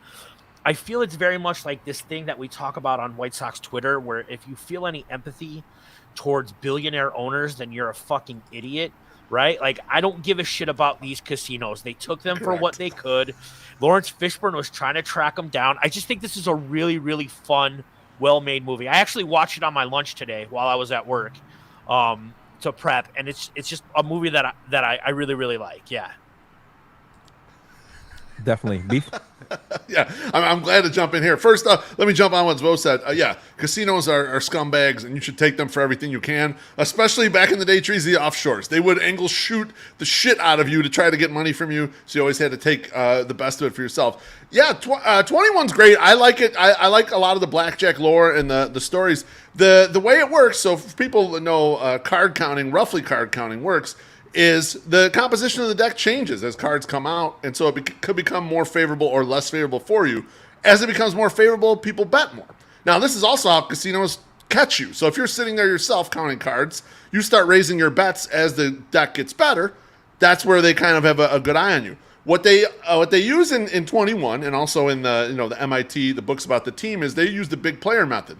What happens there is you have people on the table counting. As the deck gets favorable, you signal in someone else to come in and play. They start betting big bets off the top, so you never see the volatility in bets.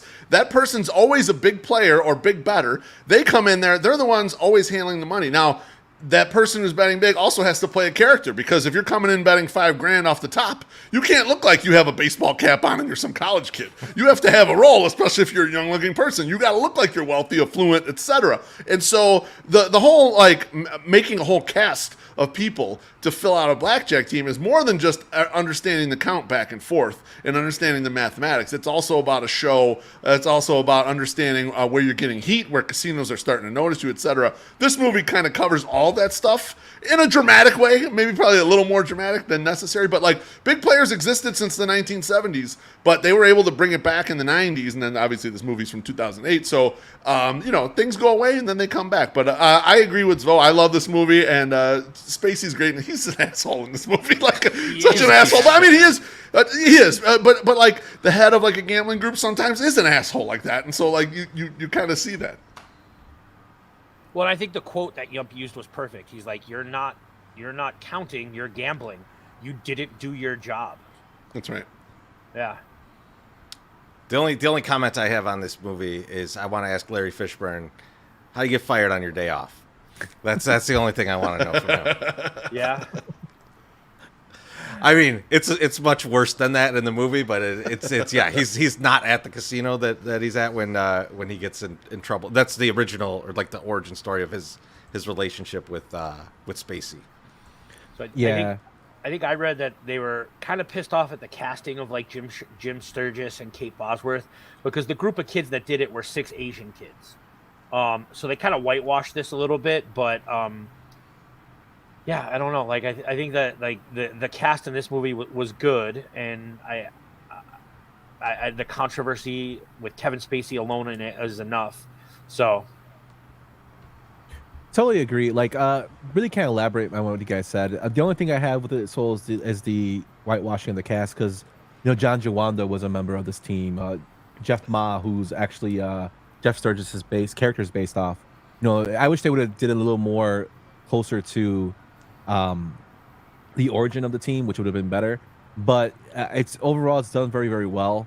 Lawrence Fishburne is a complete like asshole as well, and just shows how at the end of the movie how he can be dirty too. So Yeah. and it's a very and I remember like even growing up, like counting cards is always like, oh, you can count cards, and like everybody's like, oh, this is a legal way, and I'm always like, you think it's legal, but they're gonna fuck you up if you keep trying to count cards. I mean. Oh yeah, you'll be kicked out. Like even if they don't harass you or even if they don't physically bother you, you won't be allowed to play. They'll find you playing and they'll say no, you can't play, and they'll trespass you eventually or not allow you in. It's not illegal. It's just frowned upon, like masturbating on an airplane. Thanks a lot, Bin Laden. I knew you were gonna bring that one. But yeah, definitely, I like the art direction of the movie. I think it's a perfectly told story.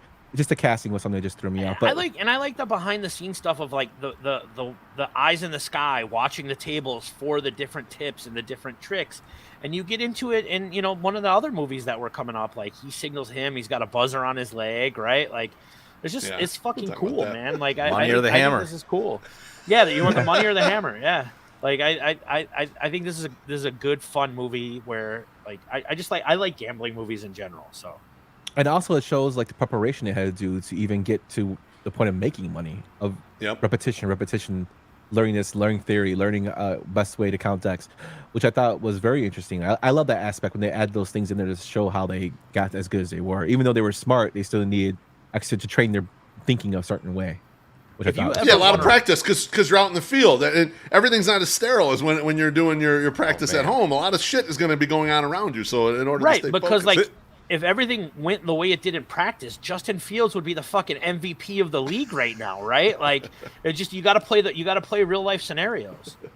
If you want to read books that are written like it's a movie script, check out Ben Mesrich's books like The Accidental Billionaires and the one about dumb money, about the GameStop shortage, because they're easy reads, but they're fun and they're good. And he wrote this script too. So yeah, they are.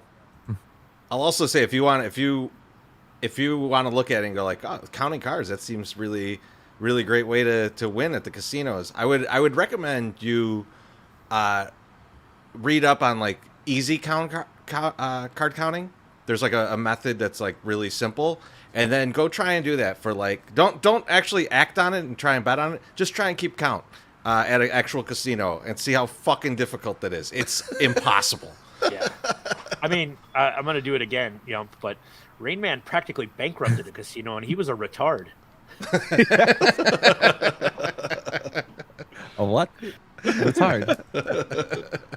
No, definitely. Yeah, it's a lot more work that goes into it than people think is really easy. And I do have friends that are like, oh, I'm like, yeah, I'm not betting with you. No. Yeah, but definitely, I just like that aspect of the movie. But let's get into our next one, gentlemen. You tell him you're sure I've gone crazy, but I want to place 10 big ones on the Reds for the whole show. I'm laying bets for Rothstein. You're laying bets for me. That thief and Joe don't know it, but he's just giving me a loan. Well, then what's left for the players? Jimmy, you know what you feed a dray horse in the morning if you want a day's work out of him? What? Just enough so he knows he's hungry. 1988's 8 Men Out, directed by John Sayles, who also plays Lone Star, Men with Guns, Limbo, Passion Fish. He actually plays Ring Lardner in the movie due to his resemblance. And he directed a bunch of Bruce Springsteen videos like Glory Days, Born in the USA, I'm on Fire. The movie stars John Cusack, Michael Rooker, Owen Mahoney, and David Starheen. It has a budget of $6 million and a box office of 5.6.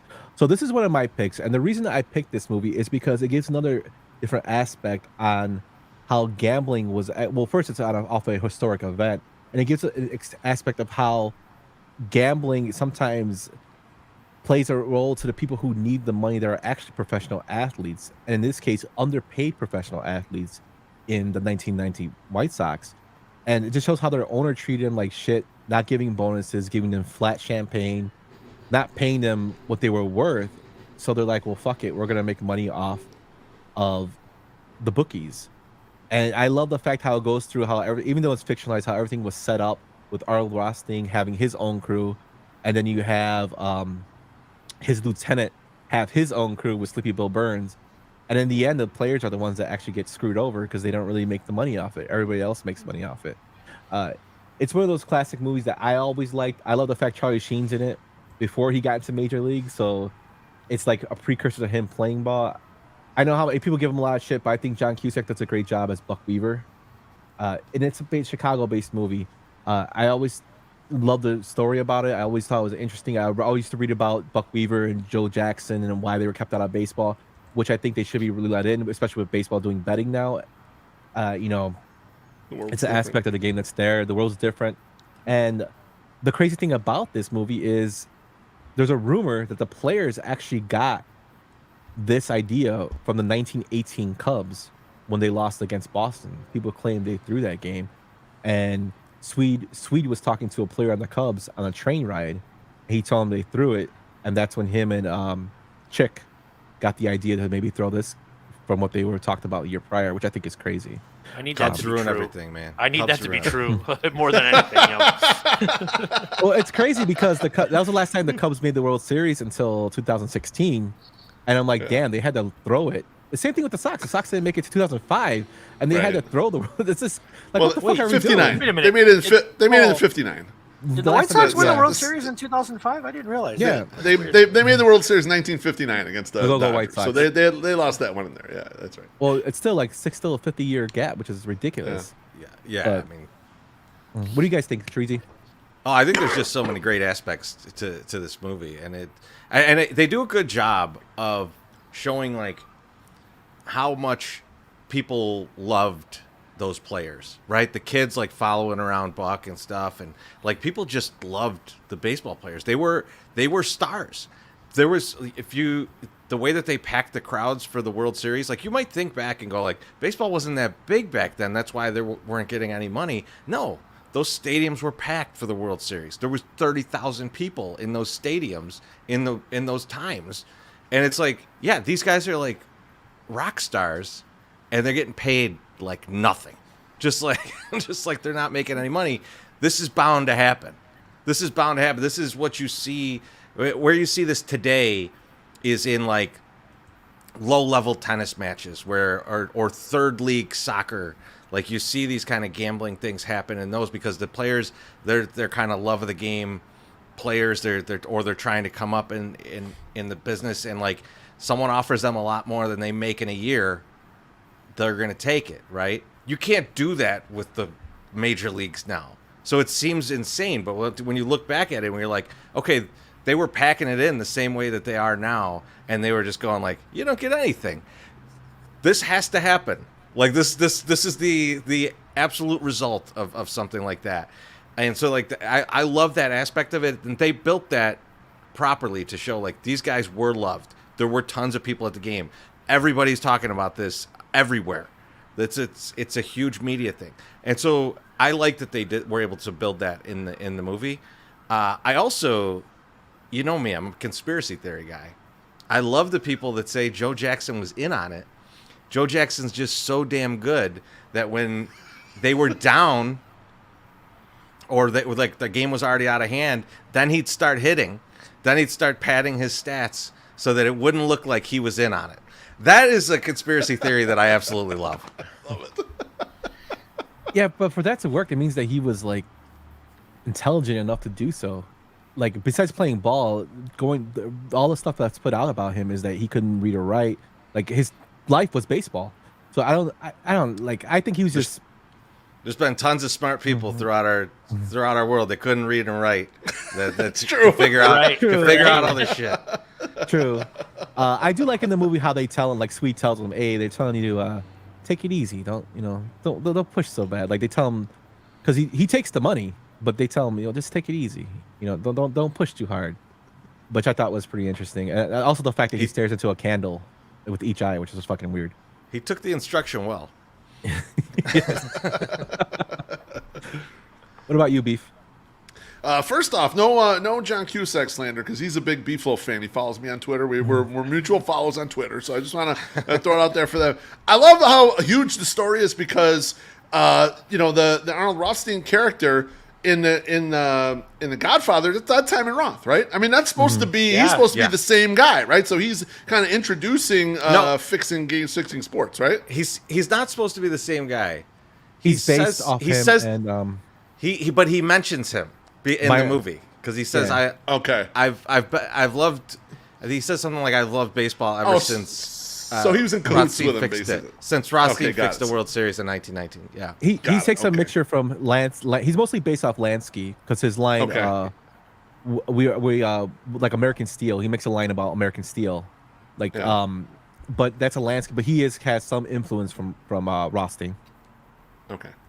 Yeah, no, I love movies where they're fixing, but truth be told, I don't like the movies where they outright lose. I prefer like Blue Chips, where Tony just shaved some points, they still won the game, like that. Like that's the kind of fixing in the game I like right there. Tony needed the money, he didn't know what to do, so like he played terrible in that one game, and then go back and watch the tape, and it's like, oh yeah, he played like shit. They should have won this game by 20. They only won by 8, and that's the way they did. I like shaving in those instances, not so much throwing the entire thing. But I guess Chorizy brought it up. This is what brings these types of things. The inequities are going to bubble to the top, and actually, legal sports betting markets are the ones that find these things. All the point shaving scandals you've ever heard of are because some legal betting market saw ridiculous action going down on something you wouldn't think no one would bet on, and next thing you know, it's like, okay, well, some shit is happening here, so everyone has to, take a look and drill down on the thing. So, like, I think, like, keeping all these types of things underground is generally bad, and so this movie is another example showing that, like, if you keep the underground, well, a lot of things can happen underneath there. If you kind of lift it up, let it be legal and let everyone get an eyeball on it, you're less likely to run into those things. Beef, that's a great point on the point shaving thing in the legal gambling market, because if you ever watched the documentary on the ASU point scandal, the the problem that they had was these guys were laying off the money in regular casinos, right? They weren't going to like bookies or anything. They were laying it off in casinos. They got like $1 million in on this team. The line's moving like crazy, and then there's like kids from ASU coming to Vegas and just like in like their school gear, like the ASU gear, betting like $50 on like the weirdest game of the year to be betting on and betting on the other team, and like it's right. Like, okay, something's going on, and that's actually how they got busted.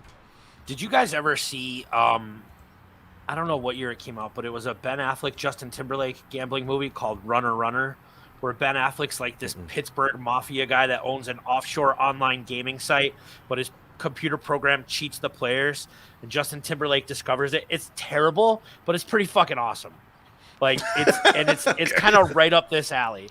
As far as in it. Well, shut up, Yump. As far as this goes, Beef, you will never hear me slander John Cusack. I sat next to John Cusack in the Guaranteed Rate Club that night of the Game 3 ALDS. Oh, nice. Hit his Okay. homer. Yeah. And then as we're walking outside is when that confrontation happened with, a certain member of media. And he was Cusack was as nice as could be, right? He was as nice as could be. But I love that argument. He was like, I played a member of the White Sox in a movie. I could talk about them all I want. Right? Like, I like that argument. I think it's good. But I think the cast of this movie is fucking fantastic. You have Fraser's dad in this movie. You have Charlie Sheen in this movie. D.B. Sweeney plays Shoeless Joe. Just fucking good cast, good movie. This is a great movie. Yeah, and it has like one of the ending where they see Joe playing at a game 10 like a minor league game, or not even a minor league, independent league game, like 10-15 years down the road. It's actually been parodied a lot of times. I mean, they actually parodied it in fucking Married with Children with Al Bundy, which I thought was hilarious too.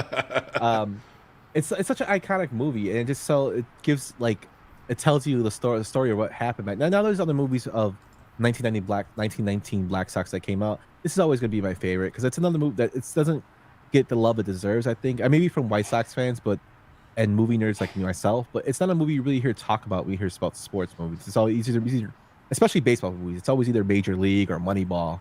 This is a movie that never gets brought up. I also like that Michael Rooker's in it, Mr. Svenning from Mallrats. He's fucking awesome. He's Henry, serial. Yeah. Oh, Dude. Oh, yeah, that's right. Yeah. Good pull. Chorizy, I am so happy you mentioned that because me and Brian asked for talking about this. Like, we were talking about there was a subject that came up with serial killers, and Brian Ess's wife is really, really into true crime, Like and I'm disturbingly into it. and Like, I if told her, Brian's watch dead, Henry. you know how it happened. Yeah. Yeah. I told her watch Henry, and he's like, "Oh, I know about that movie." We're just going back and forth. The fact you brought that up is hilarious. That's such a brutal movie.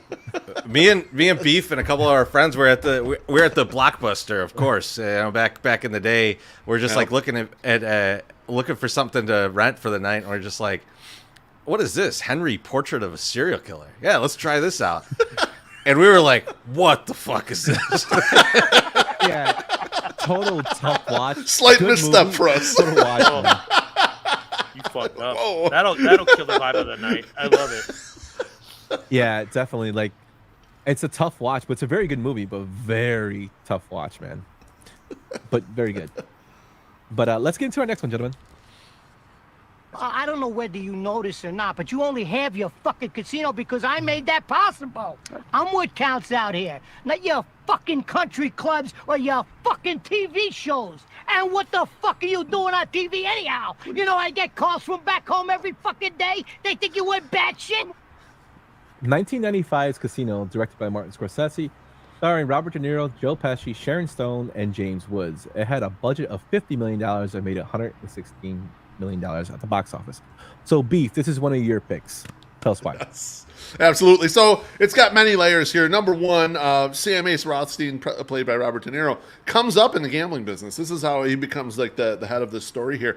And really, it's about innovation. It's about understanding, how do I win a bet? How do I beat the bookies that are in place growing up in my hometown? And the way he does that is gathering information. He's just better at getting information on absolutely everything when he's trying to do sports betting. So that's layer number one. Now, number two, when he actually gets there and ends up a part of it, it's understanding his ego and playing to the elements that are outside of the actual gambling part. He's great at being the straightforward casino, setting the games up, bringing sports betting inside the casino.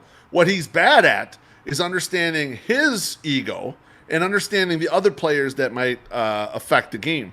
And that being County Commissioner Pat Webb. When his nephew gets a little bit messed up, he doesn't put his ego aside, give the guy some different job that's not gambling, and squash that beef right away. He chooses to marry Ginger, who tells him off the bat that she does not love him, but he plays against the odds. He doesn't use his analytical brain. He goes against that as well. And then finally, against Nicky, the guy who's got his back, he goes over him. He talks around him, tells people back home things about him. He sort of talks out of school. So he, instead of using his analytical brain to run the outside parts of what it takes to be a casino executive, he screws all that stuff up.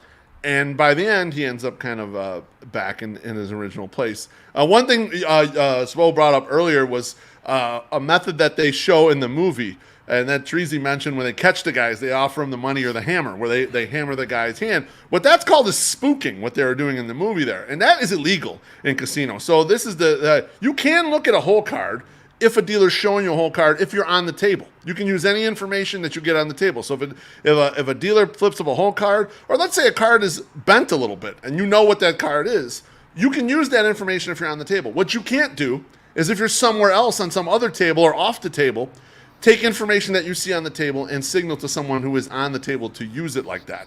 That's not cool. So what they were doing there is they were using a leg implement to almost do like Morse code to tell the player what the next card coming was. Now, it's also not generally a good idea to, beat the shit out of your players with a hammer and threaten their lives. Now, that was old school Vegas there, but again, that type of casino action right there, that was illegal, and players really shouldn't be doing that sort of thing. First of all, holy fuck. You are an absolute plethora of knowledge when it comes to gambling, and I am and I mean this with all due respect to both of you, I am so fucking impressed right now. Like the terminology and your knowledge, it's like, my God, it's like it's unreal. Like, I am so impressed. That's amazing. That's fantastic. Quasimodo predicted all this. Exactly. Well, Svo, I'll give you one more with the whole card. If you ever see a dealer look at the whole card twice, they're holding a 4. Because they, yeah, that's right. You can read because they thought it might be an ace. So they have to look again. Okay. Almost no one manually reads anymore, Chorizy. But yeah, if you do find a manual reader, yeah. If you see a double look on the manual read, you can get those downtown still. Sometimes, I am so impressed with your knowledge of this stuff and the terminology and that you know this stuff. It's amazing. I think the other thing in Casino is there is a scene where they're in the restaurant. I think, what was it called? The Leaning Tower? Like, it was Nicky's restaurant in the thing. And he's like, don't make a fuck out of me. Tell me you gambled the money away and I'll give you more money to pay the light bill. Right? And it's like they don't dive into it too much, but it's like the degenerative side of gambling that they showcase just a little tiny bit that I love in this movie. Yeah, and it's a real problem. It's a real problem in the casino industry. And as someone that lived in Vegas for 2 years, right? Like, it's a whole fucking thing. Have you ever seen that video about the mole people in Vegas? That movie about the mole people in Vegas? Yeah. Like, gambling degeneration is fucking real. And I love that they touched on it. And I just love Pesci's like, don't make a fuck out of me. Well, that's the blatant one. But the less blatant ones are when he first gets to town, he realizes he can get the dealers under their thumbs. And he has the one dealer he's talked to. Oh, don't worry, Nicky, I'll get it back to you soon or whatever. He realized a lot of those guys were big gamblers. They'd get off their shifts and they'd gamble, and they needed extra money. He knew he could run the juice on all them. And then obviously Ginger. Ginger also was someone who had problems in that respect too. Now, when she was hustling, she could make money that way, but she also had that degeneracy as well. Well, Lester, like I know we went to like a big deep dive with Sam because it's based off his a family member. He was Lefty Rosenthal was his great uncle, right? Or that's right. It's his great uncle. Yep. But like the part of the movie, the reason I like this movie a lot too is it gives you the inner workings of the casino. Like you guys already touched on the subjects, how they handle cheats, how they handle the eye in the sky, how they handle, just even with going back to the cheating aspect, how Robert De Niro says he hired most of the cheats to come work for him to point out when they can find out people are cheating. How there was degenerate gamblers within their own ranks. How they had like not getting past your ego and seeing your own mistakes with the Ace Rothstein character. How he fired Billy, the guy who does the damn drive-in movies. I can't think of his name right now. Joe Bob Briggs. Yeah, Joe Bob Briggs. He fired him, because he wasn't smart enough to be on the floor and spotting how slot machines are rigged. That's another aspect of gambling that we don't really get into because there's not really big movies about it. But that gives us like a little window into, hey, the fucking rigging of the slot machines was something big, where they kept inventing new tools and using light. And then with infrared, they had ways of getting rid of the lights, and that's like a big money maker for those who actually do it. Which I thought was nice they touched on that. I know it's mostly a mob movie because of it's the base of how the mob ran the Stardust Casino, but it has like a lot of nice little aspects of the gambling culture in there as well. And Ginger, like you touched on it, Beef, is another showing that she can have vices and be a degenerate herself, and how she runs everybody. From the valet, she took care of everybody, tipping them because she knew they would take care of her. Which I thought was pretty crazy as well. But another thing I found that really hilarious was, I don't know if you guys have seen on TikTok, but Kevin Pollak actually did a podcast, and I think it was Rich Eisen's podcast, and he's explaining, he really enjoyed working in this movie with Robert De Niro, of course, Joe Pesci and Sharon Stone and James Woods.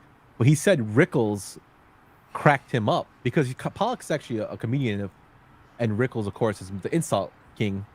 He said that De Niro would be doing his scenes like all serious, everybody's around him, and Rickles would just be like, "That's the way you're gonna do it.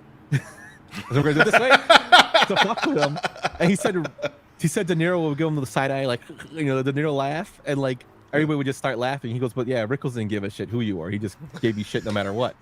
He goes, "So it was always great working with him." I thought that was kind of a funny story he told. But yeah, the cast in here is phenomenal, and this is I want to pivot to what I talked to you about earlier, Beef. You've mentioned this at a White Sox game, and I know we talked about it, where you believe Casino is a better movie to Goodfellas. Yeah. So why is that? I mean, some of it's the complexity of the story. So there's a lot more moving parts in this story than there is in Goodfellas. And also there's the rise and fall here, right? Like Henry Hill's story is interesting, and he's a great storyteller, but he stays like a low-level guy and never becomes more than a low-level guy, right? That's kind of like what it is. Like, so you get the view of like, here's what a low-level guy in the mafia looks like, and it looks more realistic than maybe you've ever seen up to that point. You know, like, oh, okay, well they're hustling around doing little bullshit or whatever to make their living. Whereas the Ace Rothstein character came up as like just a random guy betting. He got noticed by the mafia. Then they start protecting him and helping him out and helping him get paid or whatever. He rises all the way up to where he's a casino executive, and he's like the casino executive of the year in Las Vegas. Like he kind of shoots the moon, and then the stars get too bright for him, and he falls all the way back down. So it's like a true like American story where you go up to the top. This is like, you know, everyone's always shifting levels in America, and this is like a cutout version of it where you can see, oh, there you go all the way up to the top. Here's all the things that led to the downfall. Boom, they're right back where they started in the beginning. I think his title was Food and Beverage Director, Beef. Yeah. That's right. Well, he even mentions in the movie, in Chicago, they were ran me out of town. Here, they're celebrating me, which I thought was pretty crazy. I think, you know, more and more I thought about, I know we discussed it, like, I think that Casino can actually be a better movie in terms of style and the way the story is told. I know Scorsese has said that this movie is a movie without any plot, but I disagree because it actually shows you the rise and fall of Ace Rothstein and the casino, how the mob had the casino business. I think the reason that Goodfellas is always put as number one is because it became before it. It's something that I would say nostalgia in terms of Goodfellas is one of those first movies that we had. The Godfathers, we had Once Upon a Time in America, but off the top of my head, I can't think of another mob movie that went through a first-person narration of a rat, and that's what Goodfellas was. And Scorsese shooting it the way he shot it is why it's so memorable in people's minds. I think if this movie came prior, this will be recognized as the better movie, which I think in terms of story and visuals, it is. Also, although I love Lorraine Bracco in The Sopranos, I think Sharon Stone is 10 times smoking than her. So hand up, I totally agree. Like top 10 movie starlet all time for me, Sharon Stone for sure. Yump's not wrong there. I mean, I think the cool thing is that Joe Pesci is fucking unhinged in both of them.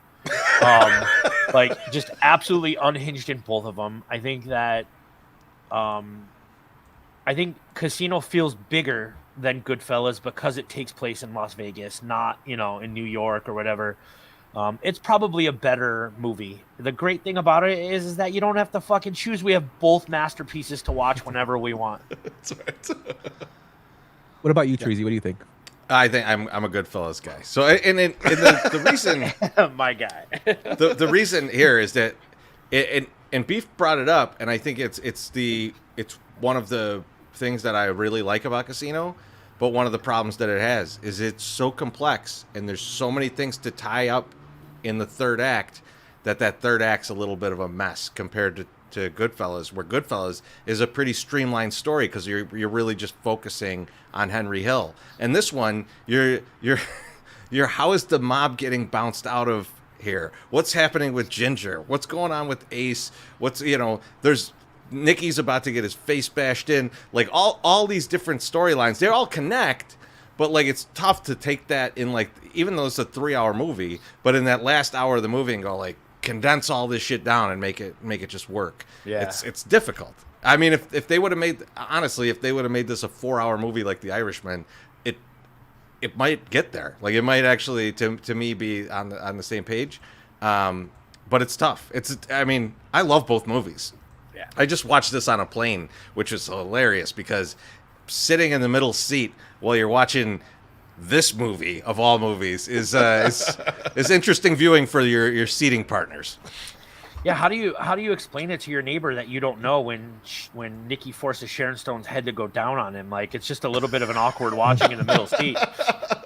You just nudge him and point at the screen like, hey, this guy, right?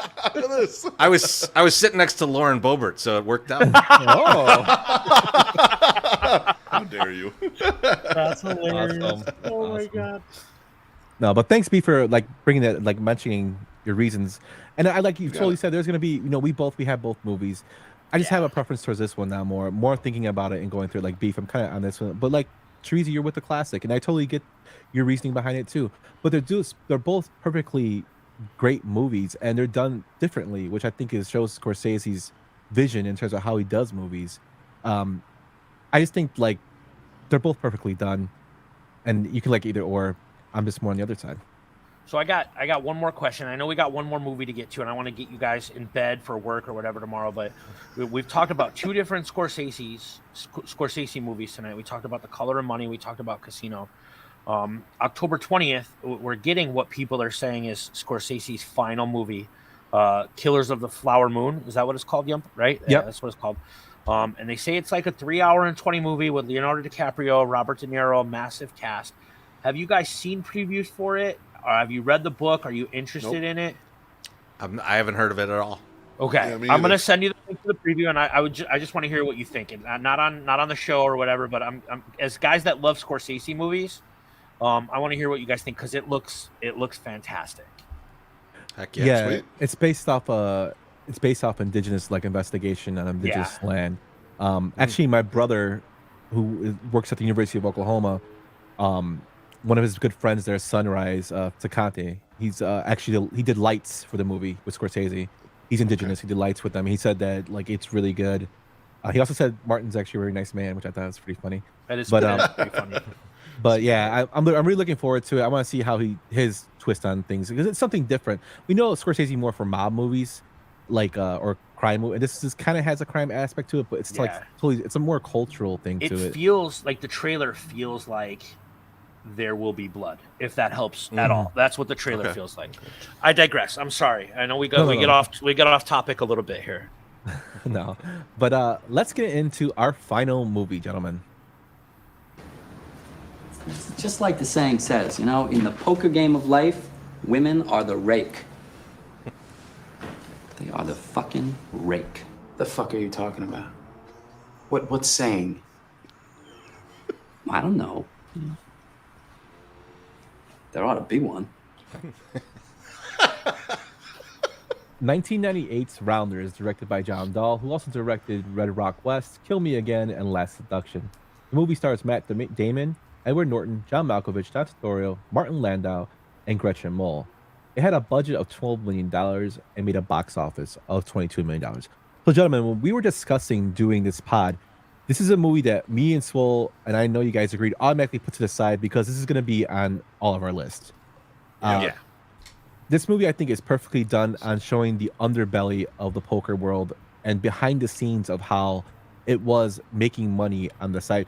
Poker was always known from the World Series of Poker. We had it on TV and whatnot, but this is actually like pulling the curtain back and looking about how people grind to make money.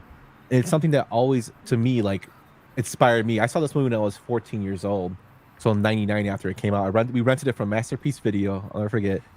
And I remember watching it and was so intrigued with it that the aspects of like, I know Mike Derman talks about how he tells of people. And I'm like, that's kind of like body language in anything that you do. And he kind of shows how people can give away what they're doing. And then I'm like, well, that's like an aspect that's used in a lot, just in the gambling world, but in real world too, in terms of, you know, if you're a police officer or whatever you're doing, a job interview, stuff like that. Like you bring body language and this guy's making money off it. I love the characters in the movie. I think Edward Norton is fucking phenomenal as Worm. I love the soundtrack. I actually own the soundtrack on CD of the movie soundtrack. I think it's great. It's one of my favorite movies, and I think this is a movie that kind of like gave a little bump to the poker world, which Chris Moneymaker made explode when he won the World Series of Poker. But I think this is got the ball rolling, and then it just exploded into what happened after 2003's World Series. What do you think, Beef? Yeah, I totally agree. I mean, this was the ramp up for it, and then when the explosion happened in tournament poker, which is different than what they're playing in this movie. Like let's bifurcate the two. Tournament poker is a collection of people; they all put their money in, and then there's a prize structure. What they're playing in this movie is cash game poker. So this is people bringing their money to the game. They may have a set buy-in or set limits of bets or whatever, and then they go ahead and play. And everyone plays until you either choose the time that you're not going to play anymore, you got to leave, or until you got no more money. I mean, that's kind of basically the situation there. But I agree with you. It kind of ramped up. And it's funny, the opening scene teaches you one of the biggest gambling mistakes you could possibly make, especially if you're someone who gambles for profit, is not to overbet your bankroll. In no way, shape, or form should you have your entire fucking bankroll on the table at any point in time. Now, there is the idea of, like, taking shots. So Mike McD in this, he put 30 grand on the table to play in that no limit hold'em match, which was 4-handed. Ended up being, I think when he got busted, it was only 3-handed or whatever. But you're a guy like that with 30 grand who's normally playing 10, 20, or 20, 40 limit games. You probably should take 5 grand or something, or 10 grand maybe, and take a shot at it. And that's really how it would work in poker and gambling. In this instance, to make it more dramatic, he put his whole bankroll on the table, flushed the shit out of it, and then had nothing left, and that builds the story for you. But, like, it's like the number one rule. And he says it. You know, he broke the cardinal fucking rule. Always leave yourself outs. And he didn't leave himself an out by having his entire bankroll on the table. Definitely. Chorizy? Yeah, I mean, I love Ed Norton in this movie. He's incredible. Worm is more like every gambler that you've ever met than anyone else in this movie.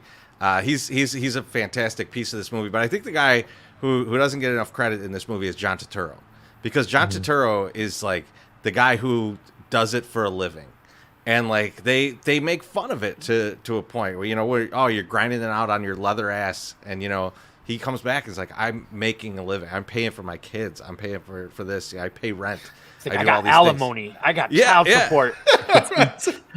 Yeah, he's. Well, I mean, like he even tells Mike. He tells Mike, you know, maybe that's a game you can beat, but you know you can beat the 10-20 at the Chesterfield and the 20-40 at the Goulash joint. Yeah, they've already got he's helped him pick up all these beats, these places where you can go get a game. It'll be friendly. You can get in there and can actually win some money, and you know you can beat that game, and just sort of like treating it as a profession. Treasy, sorry to cut you off, but I wanted to add on there. Go ahead. No, it's great, and you could see the difference between like the kind of the older doing it as a career guy and the young guys getting a charge out of going and playing against the guys smoking cigars and then you know, catching them with the wheel, right? I mean, like that's a good interplay of like this guy does this thing, and these guys are young and they're excited for this and they're adrenaline junkies. And I like that they show both of those types of gamblers in this, because I think that throughout all these movies that we've talked about, there's that element of like a guy who knows what he's doing and a guy who's doing this for a living, and then people that are just like in it for the thrill of the game. Definitely. Well, so I am going to talk about this movie from a fucking completely different perspective. One, because I don't have the vernacular or the knowledge of gambling that Chorizy and Beef do. But I want to talk about it from how I absolutely love this movie, but it fucking pisses me off for one reason, and that reason is Ed Norton. And I know that Brian put Ed Norton is incredible in everything he's ever been in, one of the finest actors on the planet, and I absolutely fucking 100% agree with that.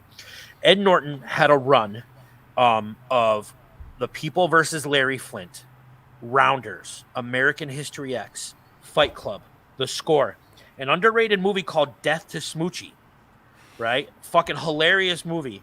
The 25th Hour, The Italian Job. And now this dude, who is one of the most talented fucking actors on the planet, probably since Marlon Brando, Robert De Niro, all he does is make fucking artsy Wes Anderson movies now, and it drives me fucking crazy. It drives me crazy. I love Wes Anderson movies. Like, I think Wes Anderson makes great movies. I went on a date with my wife to see Asteroid City. I like Wes Anderson movies.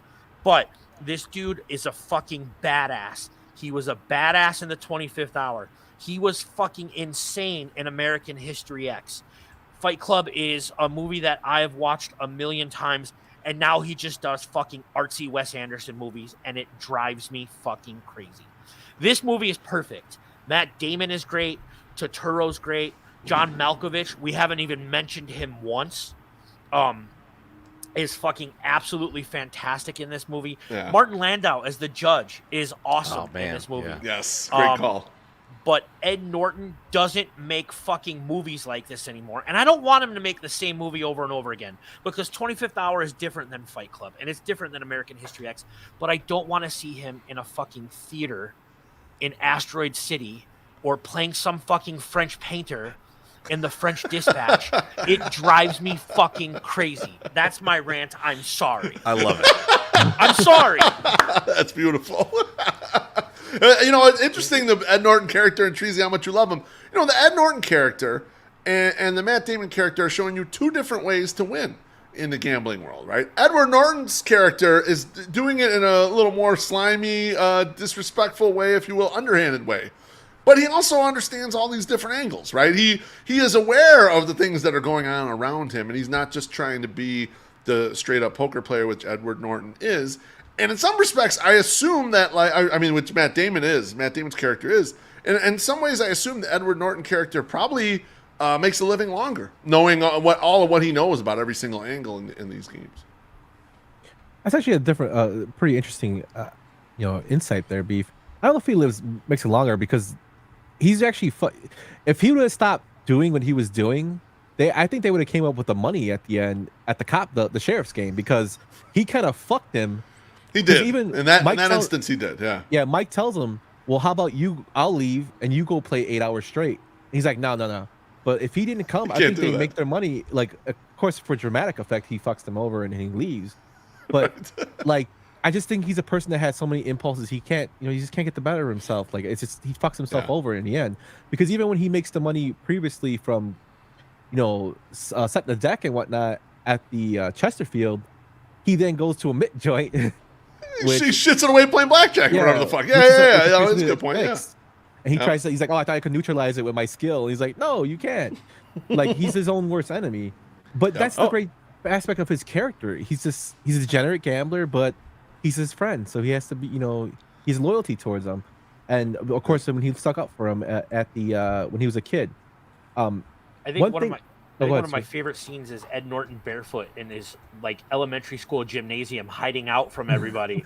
He's that big of a fucking degenerate that he's got to go hang out there. And Matt Damon's character knew exactly where to go look for him at, and it was hilarious. But to Beef's point, though, he's like, this is what we do. Yeah, this is how we do it.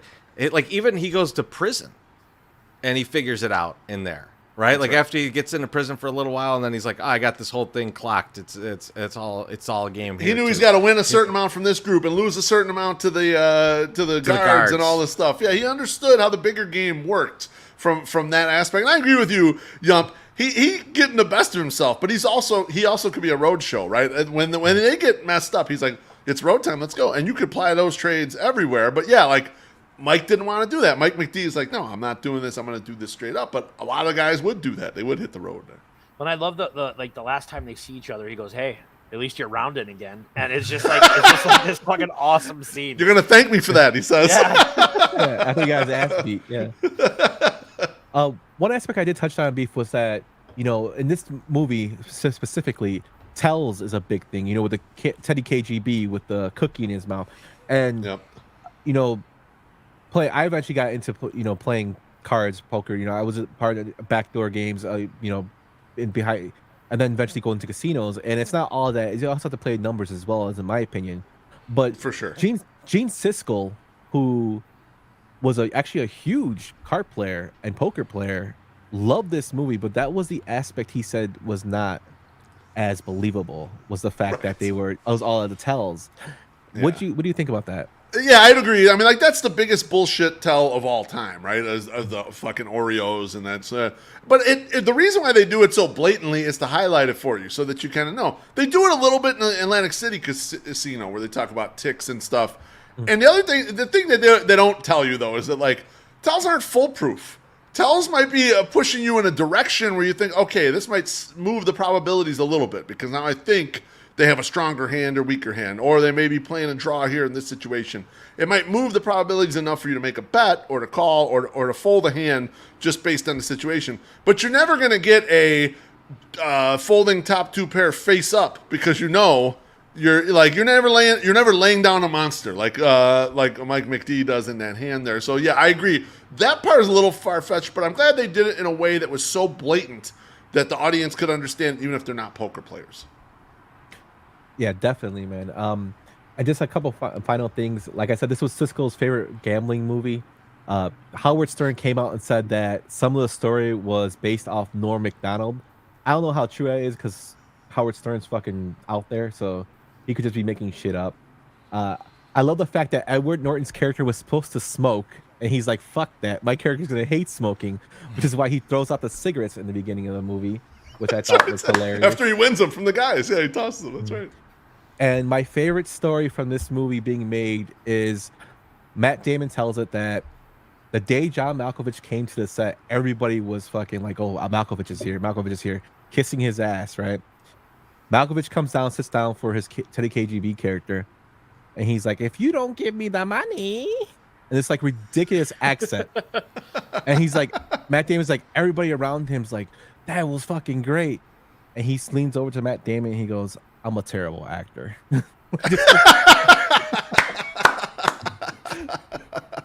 It just shows like just how down to earth John Malkovich is.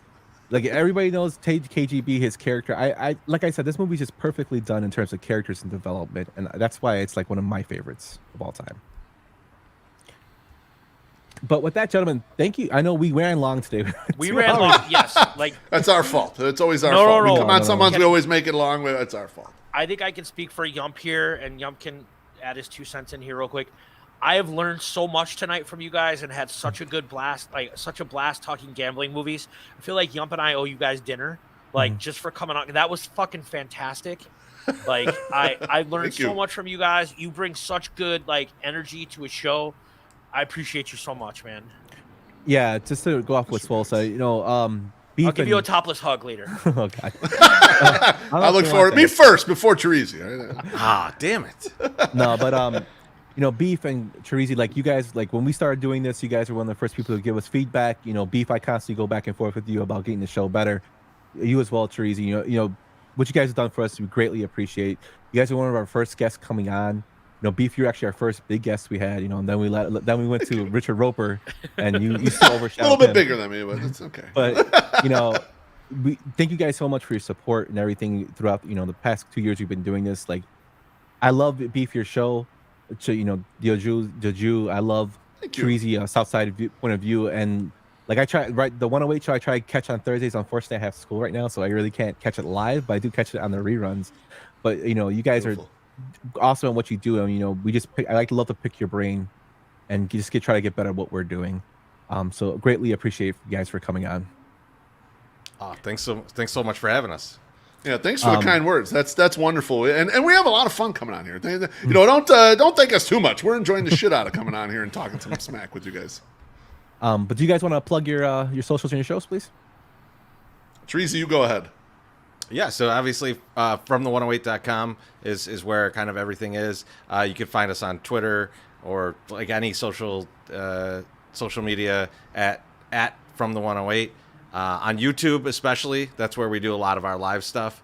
And if you do like the gambling stuff, we've done a few long form gambling shows with our buddy Sam over at Chicken Dinner. So that's a different podcast, but you can find our episodes there too. I think if this was something that you're like, ooh, I'd like to hear more about that stuff. More gambling, right? Yeah. Cool. Thank you guys so much for coming on, guys. You guys have a great night. You too. Thank you, boys. Thanks, guys. Always a fun time having the drunk uncles on, man. Always a fun time. I did not realize that Beef and Chorizy knew so much shit about gambling. Like I knew they were into gambling, but like they're talking about terminology. They're talking about like different like ways to, not that they do it, but like how different people cheat in gambling. Those guys know their shit. Holy cow. Yeah, definitely. Like that's another reason why when we were talking about doing this show, so I'm like, they would be perfect for like this type of atmosphere because they're so knowledgeable on everything. Yeah. Like in terms of gambling, like I like hearing Beef talk about the games is like a masterclass, and they're like, it's just awesome to have them come on here. Like you saw like how much they know like about the cheats, name of the cheats, the way that, you know, running the marks, just aspects of analytical things in terms of sports gambling. It's just a wealth of knowledge. I could listen to them forever talk about it. Yeah, absolutely. And I just tweeted in that trailer for Killers of the Flower Moon. I want to hear what they think. Nice. So we still have a little bit of show left, but let's call it audible because the show's a little long and just go over one topic for news and rumors today. Yeah, I think it's a big one too, man. I think a tentative deal is in place for the writer's strike to end. I think they're going to vote on it tomorrow, and we will get some of these writers and people back to work. Which is very good news because this is the first time they both striked, I think, since the 60s. Yeah. Both the writers and the actors. And the actors and writers need to get paid what they're worth. These big studios are making too much money off them. And hopefully it's favorable and we can start seeing that, people get paid what they need to get paid to live. And we see good content being made again. I agree. I think we can, we talked a lot about a lot of different movies tonight. I think none of those movies would have been made without great writers in the room reworking these scripts. So I think that's a great cap on news and rumors for the night, don't you, Yump? Yep, totally. So we're gonna get to our next thing of coming soon. I was gonna play a video from 31 Days of Horror, but I'm gonna skip that because it's 30 seconds and we don't need to go through the 30 seconds of it. But 31 Days of Horror is back. The first video will be released on October 1st, and then each day a new video will be released reviewing a new horror movie that I did not review last year. And this all ties into what's going to come in next month because October is the month of Halloween. Both me and Swole are huge horror movie fans, as we've seen in our previous reviews that we have done. And we're going to give you a show basically of some horror movies that maybe you have not known. They're not so mainstream, but are very good to check out. Yeah, very, very excited about that. Some underrated stuff. And then, Yump and I are going to go every 2 weeks because I'm doing weekly stuff with Luke on the college football. So Yump and I are going to go every 2 weeks. That gives Yump time to study and do his reset and do his research because he does a lot of fucking research for these shows. But yeah, we're going to do our underrated horror movies. We got 31 Days of Horror. And then at the end of October, we're going to do our annual deep dive onto a horror movie franchise. And this year, it's going to be Friday the 13th. So I'm very, very excited. Jack, thanks for tuning in. Thank you, Jack. Yeah, I'm really looking forward to that. I really appreciate that kind of break that we have between the two shows, the show right now, because on top of doing the research and doing 31 Days of Horror, I do have some in the can, but I have to finish some of them out due to me being sick. I couldn't finish them. It gives me time to reset, and I really appreciate that. So Martial Arts Gems is going to be on a hold. Way Back Playback will be on hold. Once October is done, then we'll get into the full swing of things of having them come back out. So just a heads up there, guys. Plenty of content from the Sadistic Penguin Studios, though. I'm going to be on tomorrow at 7 with Luke doing the top 25 recap in college football. We got Horror Movie Drafty Pod coming October 24th with Brian on It's Getting Drafty Pod. We have articles that are coming all the time, coming out all the time from Roxy and Marge guest wrote. And then don't forget, we have the hookup on music. With our boy Tony, who is every Wednesday he's putting out fantastic content. And that's kind of my closing thought for the night is just tune into Sadistic Penguin Studios. And we're going to have stuff for you all fucking October. Yes. And Simpsons Draft on Tuesday, getting drafty in here. Simpsons Drafty Pod Tuesday. Who does he have on for that, Yump? Do you know? It's going to be myself, Jackie, Zombie Jackie, HBIC from the Chicago Sports Bums, Matthew Bana, and Jordan Palmer. Okay. So my picture for the final thought is me and my Florida Panthers hockey jersey. You think we could get Brian to do a hockey jersey draft? Yeah. You guys are the draft kings of the jerseys. I'm not a big fan of jersey stuff, but yeah, I mean, that'd be a good one too. I'm a massive hockey jersey fan. Talking about gambling, I'm going to wrap this up here in 2 minutes, but PointsBet had Tyrone Palmer, I'm sorry. PointsBet had a promo where if you deposited $50, they give you a free $150 coupon to get a jersey on Fanatics. So I got like fucking 10 jerseys. Nice. I created an account. My mom created an account. Everyone created an account for me, and I got like 10 hockey jerseys. Nice. But just tune into Sadistic Penguin Studios. We're having a blast. We're always putting out content. And if you're buying an iPhone at the Oak Brook Apple Store, back up your shit and know your Apple ID password. Other than that, I'm out. Deuces. Deuces.